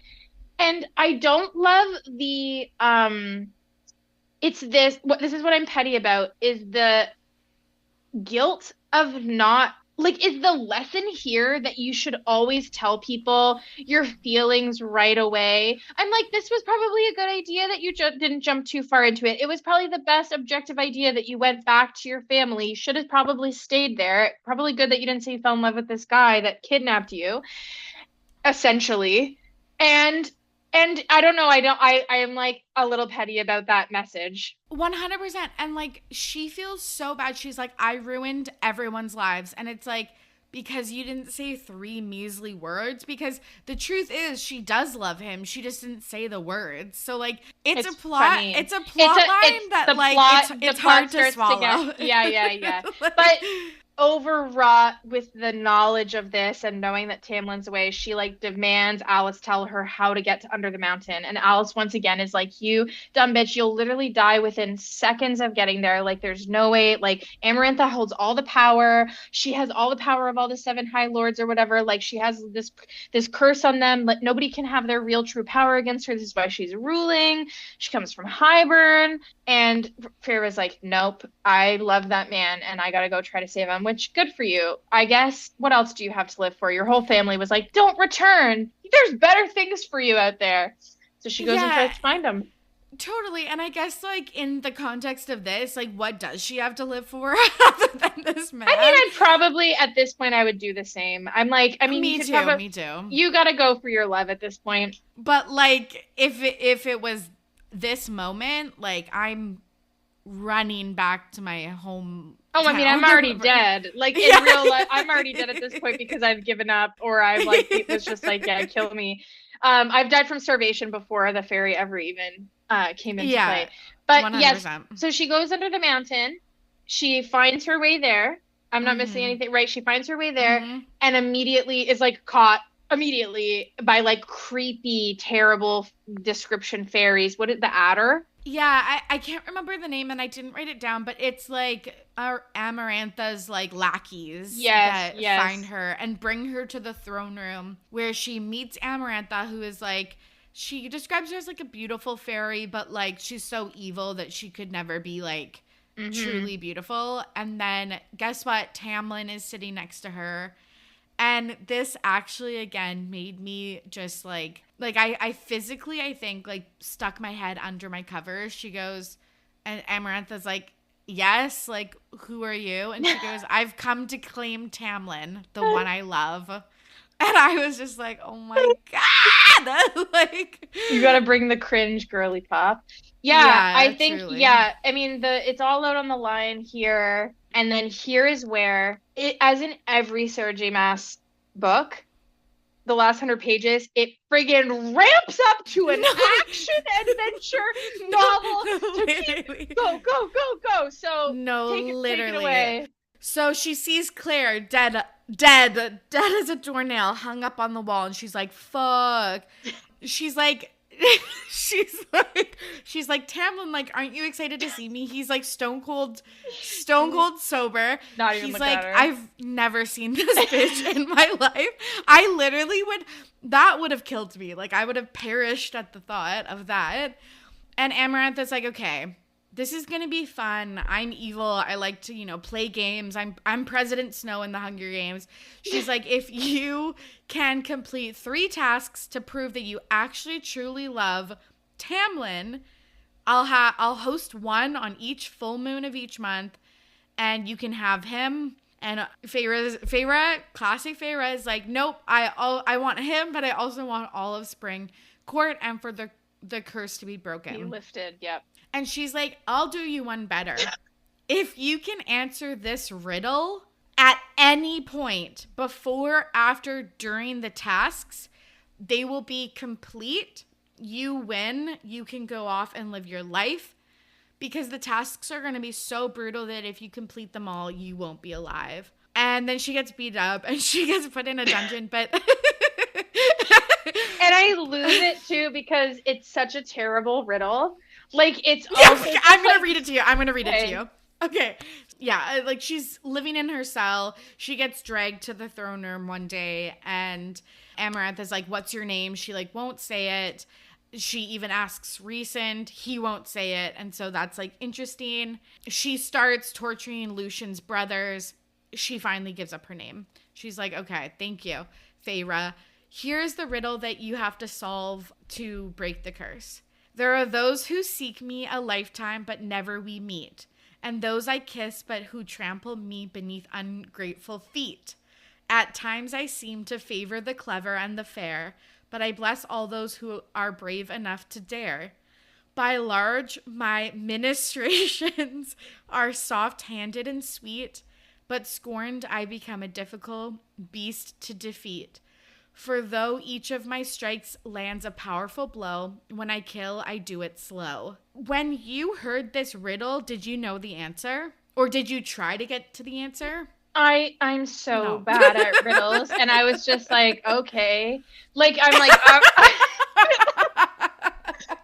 well, like, and the hard thing, I mean, is that if she answers it wrong, then the whole thing's over. So I get that she doesn't want to do that, but it's also like not. Is she like pulling a? It's like, what's in my pocket? She's like pulling a Gollum. Yes. Yeah. Lord of the Rings style question. Yeah. So, anyways, I mean, it's silly. It's funny. I mean, props to Sarah J. Maas. She can write it better, a riddle better than I could. So it was just funny. But yeah, she can't figure out the riddle, and soon enough, the first task is upon her. Worm time. Why not like I don't know, like a falcon or like another fairy? But basically, she gets dumped into an arena It's full with like mud trenches, and they release a huge blind worm with like teeth, and the worm tries to, eat her. She falls down a passage into like bones, and she takes the bones and makes it into a ladder. She covers herself in the mud to disguise her scent. She basically traps the worm and then like kills it, but her arm is fucked. And like, I don't know, I don't like this visual. Oh, this is like a badass moment for her though. This is where it's Oh, getting of like course. No, I I'm like, bitch is making a ladder out of bones. Like, I'm for sure being like, go Feyre, like, go yeah. Feyre, like, 100%. But, like, why the worm? It's like, I know it's nasty. There's also, I think there's description. I don't know if the original book, it's written WYRM, and then there's actually like lore of what the worm actually looks like, which is not this vision of like a fleshy. I think there's like a worm from SpongeBob that there's like a meme of where I'll link it to you later, with just like a worm with like fang teeth, and it's like everyone's like, that's the worm that Feyre like had to defeat. It is pretty nasty. She's like covered in like the worm's waste and mud at some point, and her arm is broken, and her like, yeah, it's grisly. It's very gruesome, and she basically gets thrown, so she defeats it. It's first of all shown that Rhysand is the only one in the entire Under the Mountain that bets money on Feyre winning. Hot. Yeah, like there's something like that he's he's always at the corner. She's always like, oh, that guy's here. Like, ugh. But he's like doing stuff to help her here and there. And then my favorite scene, I just like won't shut up about it because I'm just like, this is so hot for all the wrong reasons of all the things that I don't love. So she gets tossed back into the dungeons, right after this, but her arm is still bleeding. She's covered in filth. She's like gonna die of like worm waste, okay, in her wounds. Like infection. Yeah. Infection. Could you imagine if she just succumbs to her infection? That's probably what would happen to us. I would have been eaten by the worm if I had made it that far, but yeah. And so she's successful at the first thing, and she does a badass like throws a bone of mud and muck at Amarantha and stuff, but Amarantha is like, fuck you. And so she goes back, and she's dying. She's just like straight up dying, and she thinks no one is gonna come help her. And Rhysand starts visiting her cell, okay? As she's a prisoner, as she needs so much help, here is some hurt. There's not even comfort in this. This is just like straight up, she's just like in need. And he is like, I will make a trade with you to help you because you're obviously dying. I have fairy magic. I can like clean your wounds and like help you out so that you can be strong enough for the next full moon in the match. But you're going to have to do something for me. And I'm going to need you 2 weeks every month of the year, like at my court. And I'm just like, no, I was like, how dare he, like this is so bold. Like, really bold. So fucking bold. And she's like, what do you mean? And he's like, well, once you get out of this, because he believes in her. Yeah, and believes that she will win. She said, starting after the tasks are done, every month you'll stay with me in night court for 2 weeks. She is like, doesn't want to take that deal. She barters it down to 1 week per month for the rest of her life. She will see him, and he agrees. He heals her arm, and it leaves a huge tattoo. Oh my God, with the eye on it, and it's looking at her. Yes, she's like marked by him now. Also, no, I know. And like in my real life, I'm like, if a guy ever was like, oh, you should get his tattoo, or like, here's a necklace with like my initial on it or something like that, I would be like, fuck you, you don't own me, like I'm my own woman. He marks her with this tattoo, and I was drenched. Yep. Like, yeah, it just, yeah. Well, and it's like, it it's pretty, me. It's the very bad boy. It's quite dark. If you don't like the bad boy, you're not a fan of him at this moment. Yeah. You hate him, and you're supposed to. And I'm just like, well, I'm unhinged, so of course I'm gonna love love every minute of this. Like, I love the dark romance. I love all that stuff. And so, because it's quite nasty. Like he like threateningly like grabs her arm until she's like screaming in pain. He's like, you sure you don't want me to like heal you because you're just gonna die here? But it's very like threatening, but also this very like sexy, of course. But what's really funny, I always think this when I read it, when he's like 2 weeks out of the month, I'm like, isn't that just half the year? like, did you want 6 months? It's just so funny to frame it as 2 weeks every month. I don't know why. It I like know really it got does. me. It really doesn't make sense. You should have just said like, yeah, 6 months Half out the of the year. year It's or just really whatever. fun. Yeah. But good. So she's just like, yeah, I can't do this. I can't do this. I know if I make deals with fairies, I'm already like in this mess. But obviously, I just don't think anybody like Tamlin has not acknowledged me or like tried to see me, which I think we're supposed to read as he's He not acknowledging can't. how Yeah. much she cares to like that he cares about her so that Amarantha can't torture her in more ways Yeah. than is possible. But you're sitting there like, hello. And so she's like, I don't know if anyone's even going to come and save me. So I guess you're my only option. All Yeah, because right. it's like, why hasn't he tried to sneak away like Rhysand and Lucian have done before? So he helps her in more ways. He like compels the guards to give her hot food and like not Oh, for her to yeah. do tasks and stuff like that. And then this starts, and I actually really want to get your opinion on this because it reads weird to me, even though I've read it twice. So I want to get your opinion. But basically, every night there is a ball that Amarantha throws, and Rhysand has two of his fairy lackeys or whatever take Feyre, paint her entire body like the tattoo that he gave her, Mm-hmm. and it gives her like a see-through dress, like puts makeup on her face, like makes her hot again, because you gotta look your best even though you're facing death. And he is like, I'm gonna take you to the ball, I'm gonna paint you so I know if anyone touches you, which also I was like, oh my god, like fucking ruined me. He says, and Feyre, I don't like my belongings tampered with. And we're just confused. I'm just confused at the point of this, because then every night he makes her drink wine, which like makes her Mm-hmm. black out, and makes her dance for him and sit in It's his always lap. the dancing. She Like, must be a I better can't dancer like, than we thought. It's embarrassing. It's embarrassing. yeah, yeah. Well, let me read this quote because also, why is it that every fantasy novel, if there's ever a mention of makeup, it's like the black coal on my eyes. Like, so sorry, from the neck up. No matter what, the plucking and the coal on the eyes. From the neck up, Yeah. I was regal. My face was adorned with cosmetics, rouge on my lips, a smear of gold dust on my eyelids, coal lining my eyes, and my hair was coiled around a small golden diadem embedded with lapis lazuli. But from the neck down, I was a heathen god's plaything. I was like, Sarah J. Maas, like, you got me good with that line.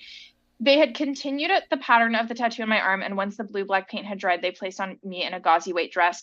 I think I was also confused because you're kind of just like, what's the point of this? And I mean, I think what they say, right, is that he's doing it to torture Tamlin because Yes, yes. there's this enemy thing where that it's revealed, that I think like their courts had beef, their families had beef, like Tamlin and Rhysand's family, and Rhysand can see into the mind, and he already, I mean, he made Tamlin beg over her earlier, and so Mm-hmm. he's supposed to be the bad guy. He is trying to make Tamlin's life a living hell. But this other thing that of course they're throwing us these bones where he bet on her and he's actually helping her and he paints her, and it's supposed to piss her off because she hates the tattoo, but actually she wakes up and she can tell from the paint on her body that even Yeah, though no she's one's blacked touched out, her. no one's Yeah. touched her except him touching her on like the waist and arms or whatever. So I also am like, is he trying to like help her forget about all this bad stuff that's happening? I don't know. You're supposed to be a little bit sus, I think, about like Yeah. what's really happening here. Totally. And I still don't have a conclusion of like what it is, but it's like he's the bad boy, but like he also has a heart, I guess, is what we're seeing at this point. There's something where we're like, there's something is supposed to be redeeming about him or something. And then, she has to like, yeah, he gets her food and he does all this stuff and she's supposed to clean, like she's set to clean lentils from his fireplace, and some fairies Yeah, yeah. threaten her that this guy's gonna come back and peel her skin from her bones if she doesn't Yeah, do it into right. ribbons. And Yeah. into, oh god, the ribbons. And then he shows up and he's just like, why are you cleaning my fireplace? Not that I don't love the look of you, blah blah. He's flirting, he's being whatever. So there's this dark force, but she's like, fuck you, Tamlin's my guy. I gotta do this. So. Totally. So the second task comes. She has no clue what the riddle is yet, so she's forced into the second task. Me neither. She's lowered into a chamber with Lucian, or fucking Lucian, sorry. and there's a paragraph that she has to read. And when she reads the paragraph, it'll tell her which lever to pull. But of course, she can't fucking read.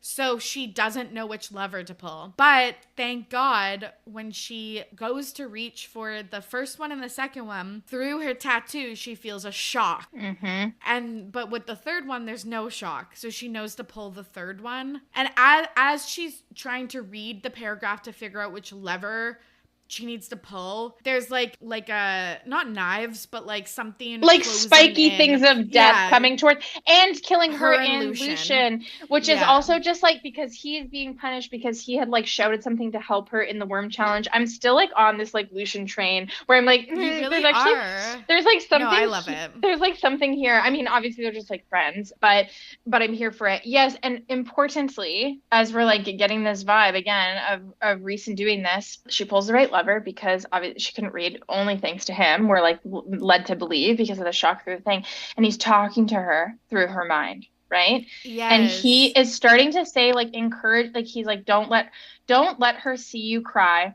He goes, put your hands at your sides and stand up. And she does, and he's like, stand, don't give her the satisfaction of seeing you break. And then he's starting to say good, and at one point he says, good girl, now walk away, turn on your heel, good, walk towards the door, keep your chin high.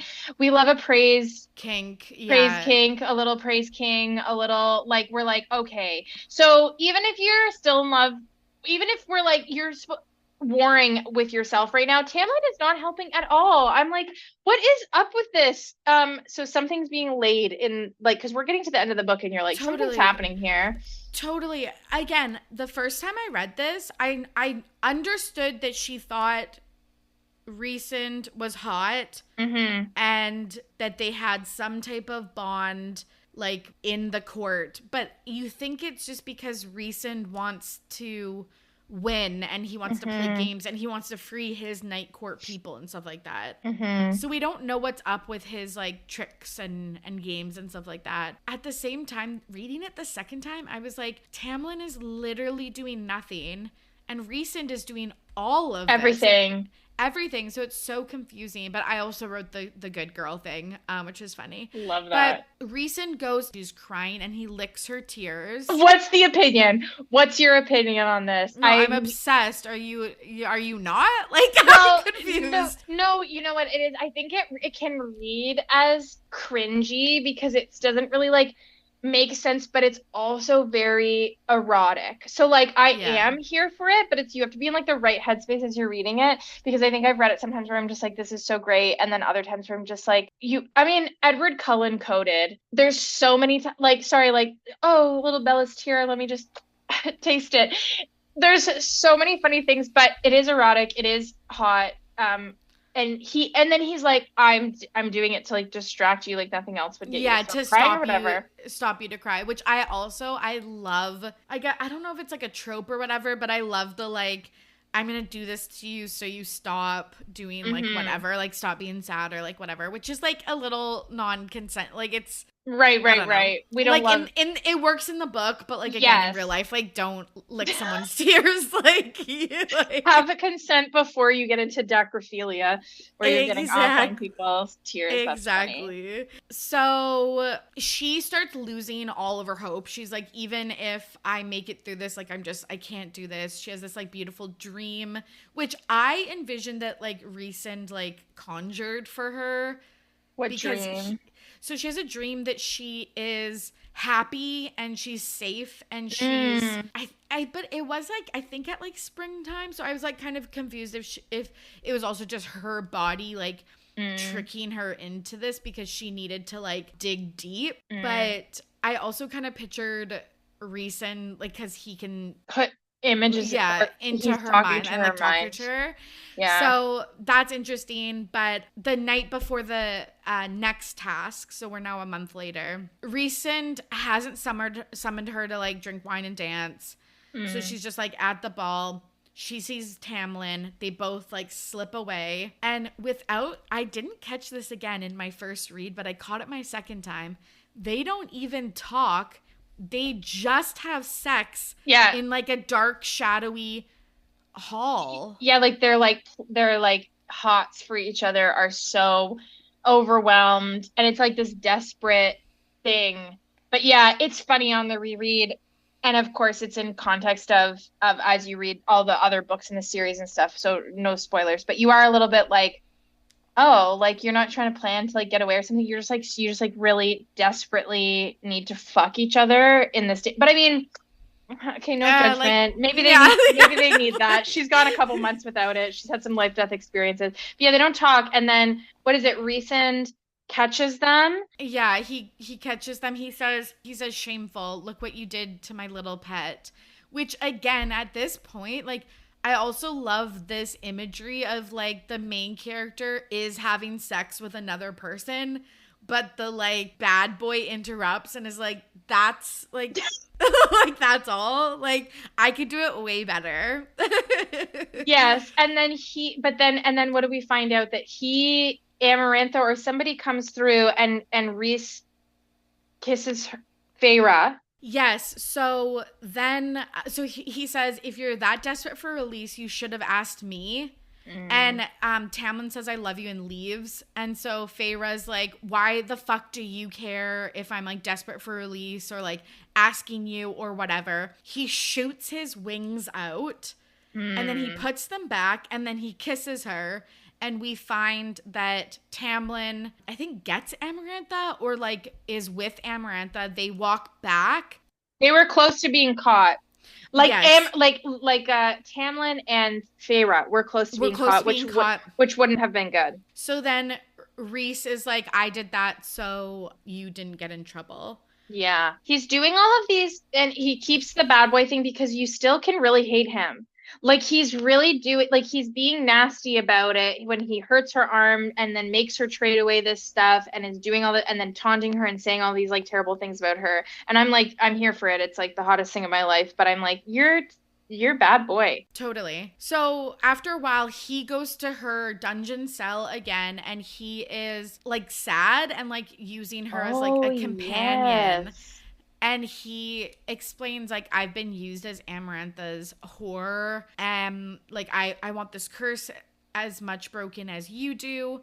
Once we're able to break it, Tamlin will regain all of his strength. He'll be able to kill her. Everyone will be free. So I'm goading. My plan right now is to goad Tamlin into killing Amarantha first instead of entering a battle for me because of jealousy for like touching you. So he's like, I really care about my territory and its people, and like your final task, which is coming up, hinges on like my territory too. So like that's why I want you to win. Yeah, it's a good reveal. It's a good reveal, and you're like, okay, and he's supposed to come off as like, yeah, a bit more human, I think, right? Because she's like, I've never seen him not put on this posturing before, and like, and she's like, okay, like, yeah, I mean, you're an idiot, but yeah, I And you gotta can do really this. tell that he also cares about his night court like Tamlin cares about his spring court. Yeah. Mm-hmm, mm-hmm. So we come to our final task, if you can fucking believe it, you Drama. guys.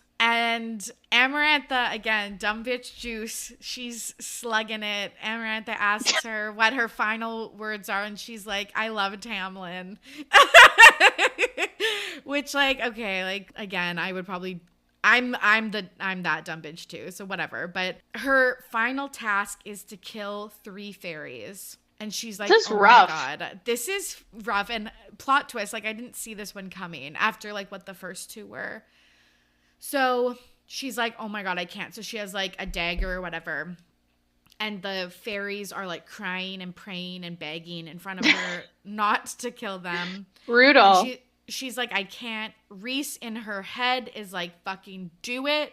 She kills the first 2 fairies, and the last fairy, plot twist, unglamoured, is Tamlin. And this is like, again, I think this is good rating, but like Amarantha's like, yeah, so joke's on you. Like you either kill Tamlin and you go off and live your life and the curse is done with and everyone's free and stuff like that, or you can't kill Tamlin. And You lose. she's like, oh my God, like what the fuck am I gonna do? So she is thinking, and she remembers like, what could Alice and Tamlin and Lucian not say to me? Like, She's like sifting through conversations she's had with all of these people. And just as I said, Sarah J. Maas had good writing. She gets back. This is we get back to bad writing. Like convenient.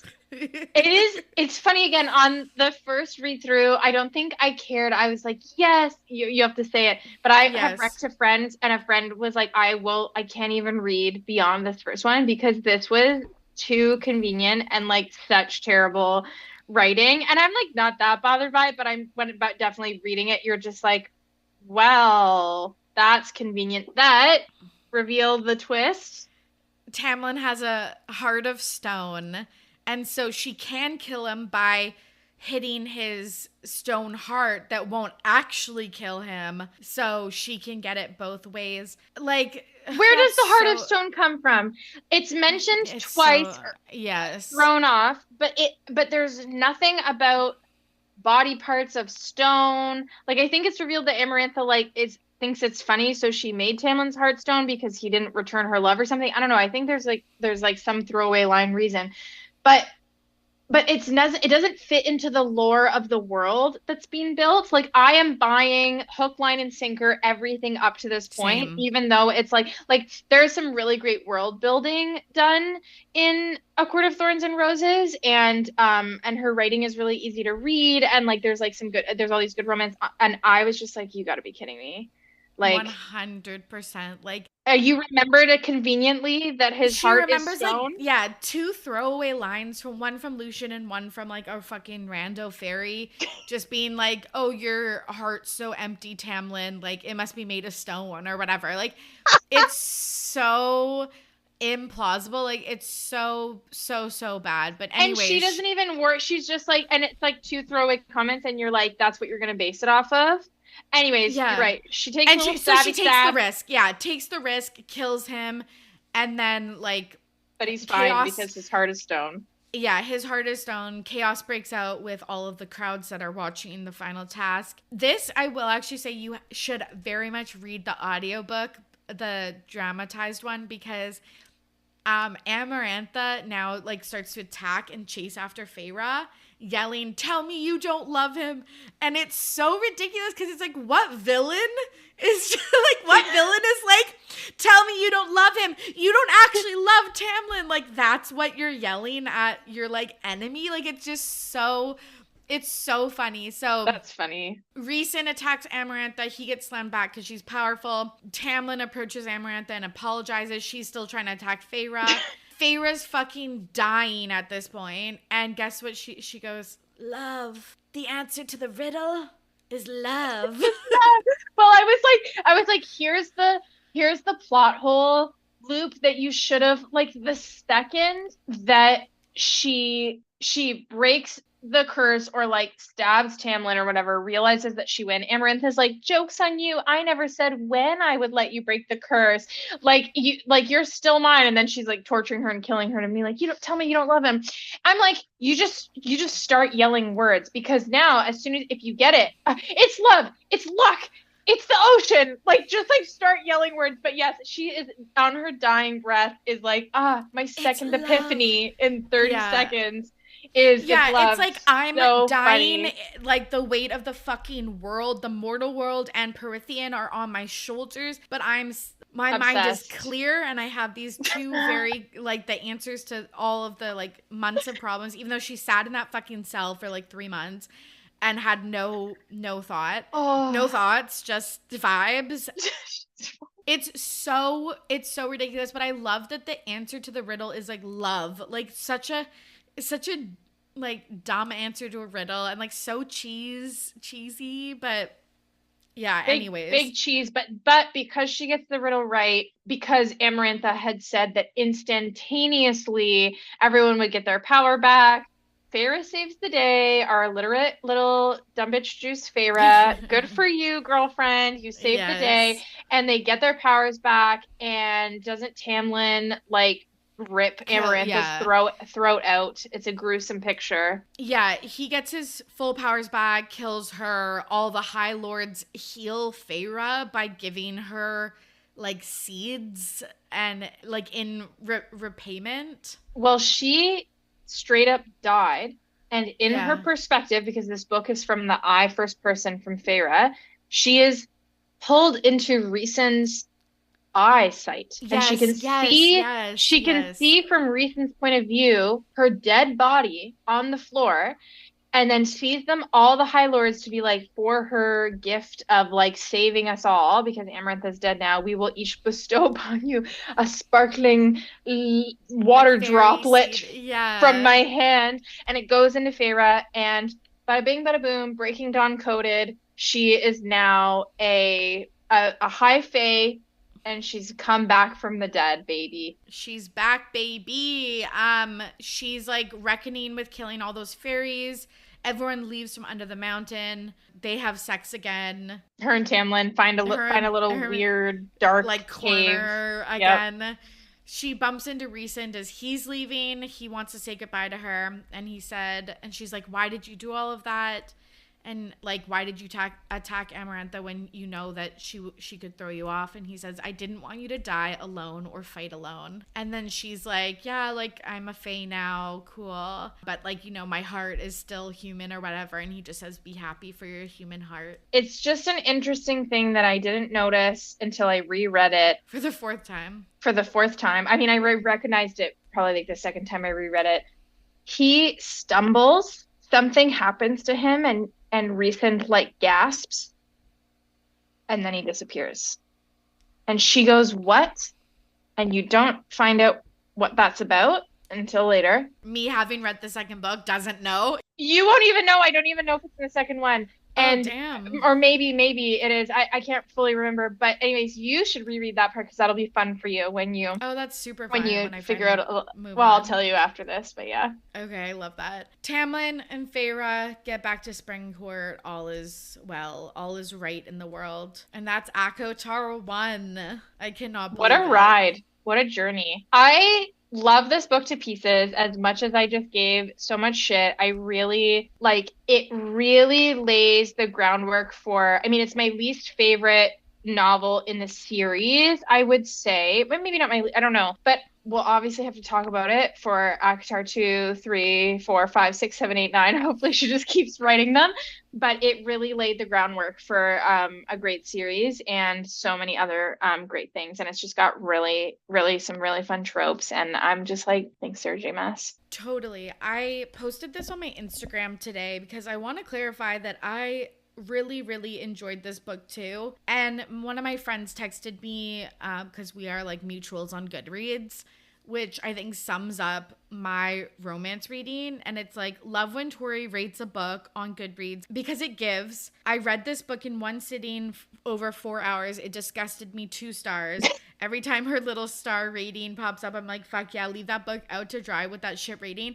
But the part about me reading it over one sitting, 4 hours, and like being like, and where's the next one, is so romance novel I coded. I feel like it's just like, even when it's a little embarrassing or a little cringe or a little garbo, I'm like, I can't get enough. Like, I need It's more. fun. It definitely suspends you. There's some really fun action at the end of this one again, where you're just like, Sarah J. Maas is just known for the last 100 pages of any book being like, oh my God, what's happening? There's like some good memes about it. I would say there's like a very like ACOTAR memes are so funny. Don't watch them if you don't want to be spoiled to like a lot of the things in the series, but like TikTok ACOTAR memes, next level. It's Oh, really so fun. good. It's It's so really fun to fun. be a part of the community, like get the in jokes and stuff like that. Like, it's so freaking fun. Okay, let's get into internet investigation. This is our cursory peruse of the internet of things you need to know about the book. Sarah J. Maas began writing the book in 2009,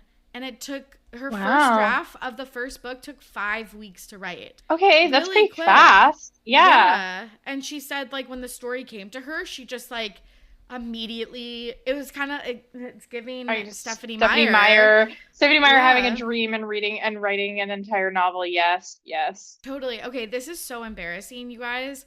I didn't realize that the book was based on Beauty and the Beast until I did my half-assed internet research, and That is it's like embarrassing the for you. I'm first sorry, line. but Yeah, I it's like know. so Beauty and the Beast It's coded. so beauty, like the dumb inventor dad, and Tamlin is the beast, and Feyre is like a painter instead of a reader. And you have to go stay at the thing in lieu of like her, well, not her dying, but like the family being saved. And Totally, like yes. it's so Beauty and the Beast, but Sorry, Lucian is Lumiere. Like, sorry.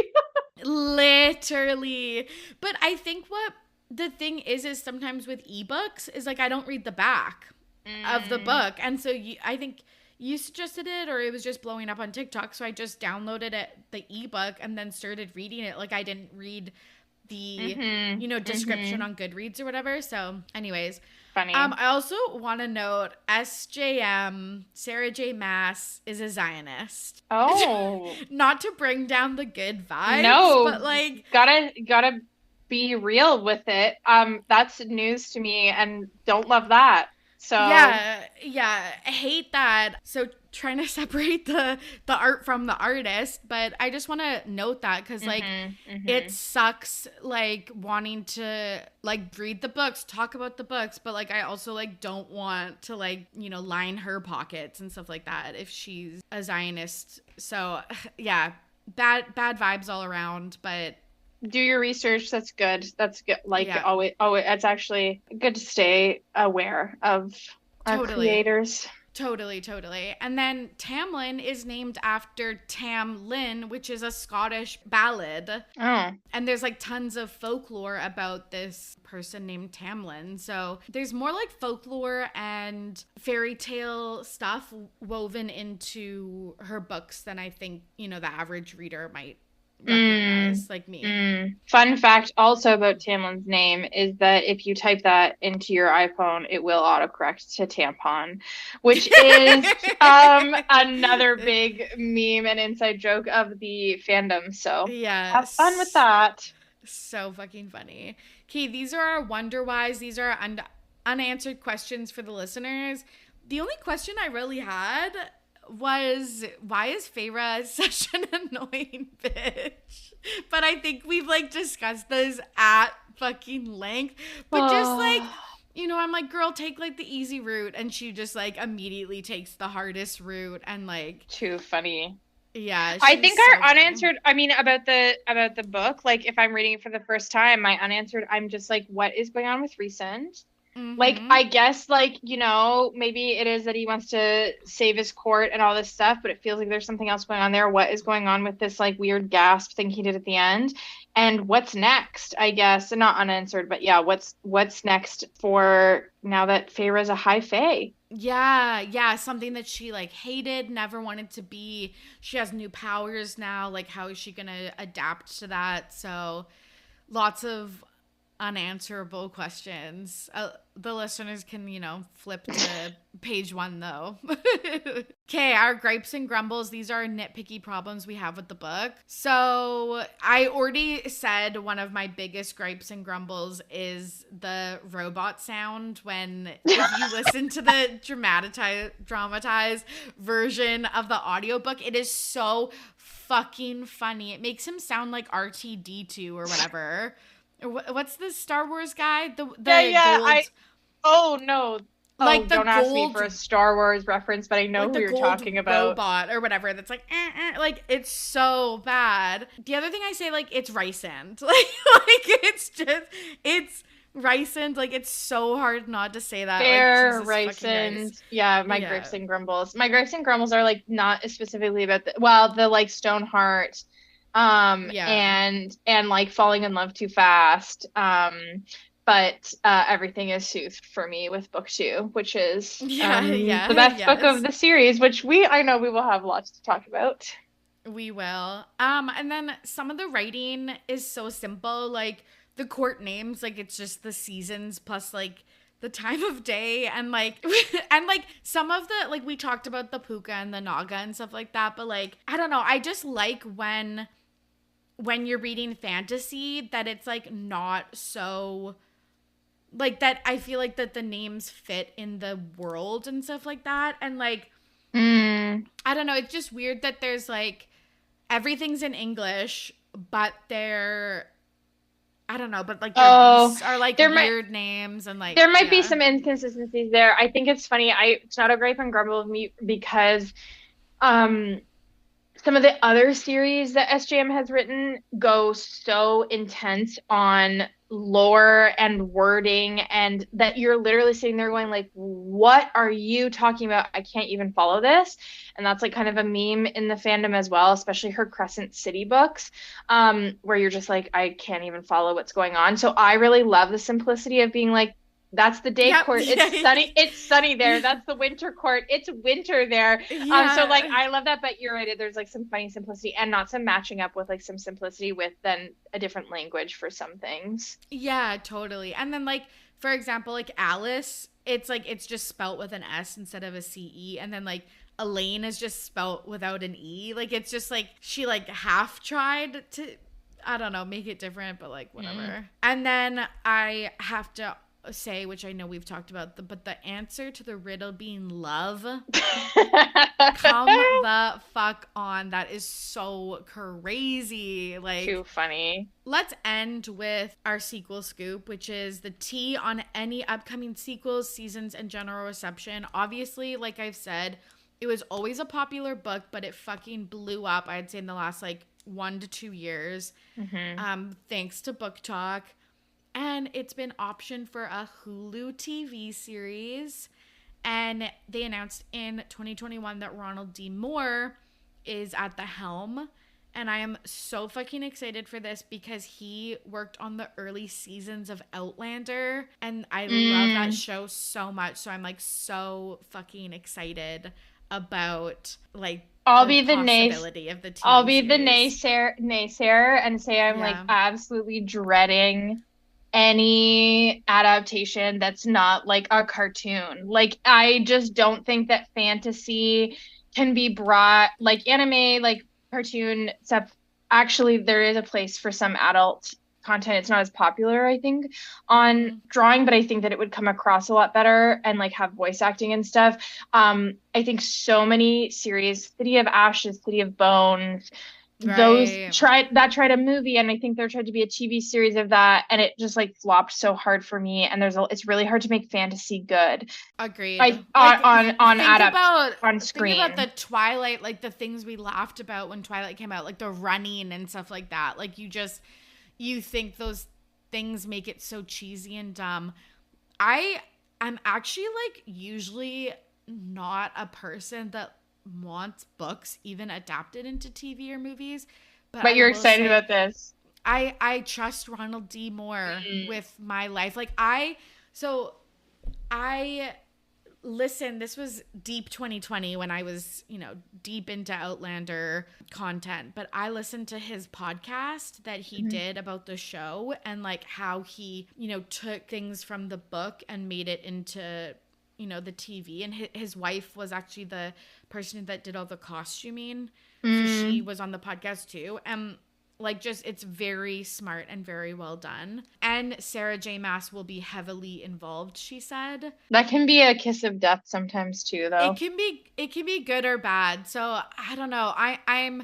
I'm also really glad that it's a TV series, not a movie, because I think a movie could Movie wouldn't have, be the way to go. No. yeah, they would have had to clip a lot of things that are really important to the book. So we'll see. It was previously optioned as a movie in November 2015. So that shows its popularity, but that was scrapped.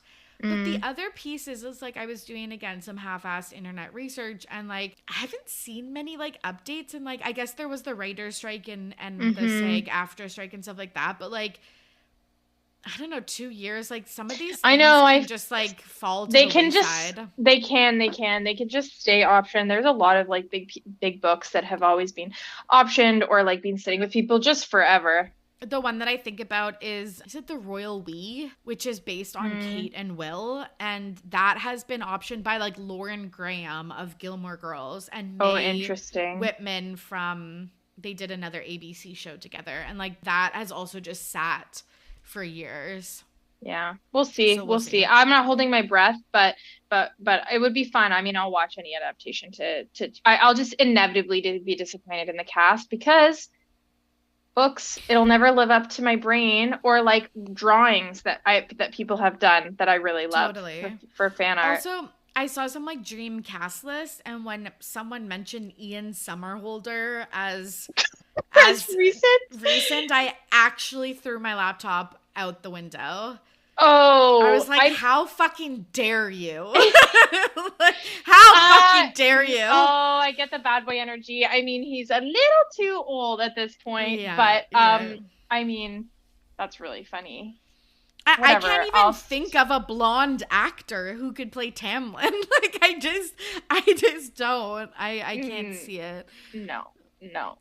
Any other internet researchers or things that you revealed? No, but I just want to say, obviously, the next book in the series is A Court of Mist and Fury, and like the series continues on for, it's 6 books, right? Right now, I think there's a novella, and there's 3 main ones and a novella and another one, and then I think that there is confirmed from SJM 2 more books. I think at least 1 more for sure. She's like in the throes of writing it potentially right now or finishing it. One has to be of Lucian, right? I don't think so. Oh, okay. Maybe there'll be more information. I'm not going to say no. I think that, he will be someone. Well, it's not a spoiler like that the most recent ACOTAR book, the main protagonist who is followed is not Feyre. And so it's still in the same universe, it's still the same characters, but it follows a different character for the main book storyline of the 5th one. That's also very romance novel-y, where the series big romance. A different couple. Big times smut times 20, which you haven't read yet. You're going to enjoy. I know, which I'm like very excited, because sometimes I'm like fantasy does teeter over to like too much fantasy and not enough smut for me. Yeah. Love it nonetheless. Okay, Megan, this was so much fun. Do you have any last final words on ACOTAR 1? No, I can't wait to have all my opinions contextualized with ACOTAR 2. Everyone's gonna like fight with us, and then they're gonna read 2, and they're gonna be like, yeah, and if you haven't read it, I would say like you grab a copy from the library if you don't want to support, understandably, and line Sergio Maas' pockets. But really, really fun. If you didn't already take away everything from this, I love people's opinions. I love seeing their hot takes. So I would love to know listeners' opinions, what they agreed with, what they didn't. And this was a blast. I love it. Okay, Megan, this was so much fun. Thank you so much for joining me, and can't wait to see what we talk about next. Yes, until more romance. And that's the story of A Court of Thorns and Roses. Thank you so much for listening, and thank you to Megan for joining me on today's show. If you haven't already, please subscribe and leave a rating and review, whether that's on Apple Podcasts or on Spotify or whatever podcast platform you're listening on. This is so vital for new shows, because when people go to check them out, they'll scroll down to the ratings and reviews and see that, the show is worth their time. So if you like today's episode, please sub and leave a rating and review. You can also send me feedback at Ready to Be Romanced on Instagram is probably the easiest way to get in touch with me, because this is a new show. I'm totally open to new ways of formatting the show or other segments or analysis pieces that you are interested in. Let me know. And if you have a book that you would like me to cover, you can suggest one through the form in the episode show notes, and you can leave a voicemail of a question or comment to be included in a future episode. Our next episode is My Life with the Walter Boys. Until then, happy reading. For Ready to Be Romanced, I'm Torry. Goodbye!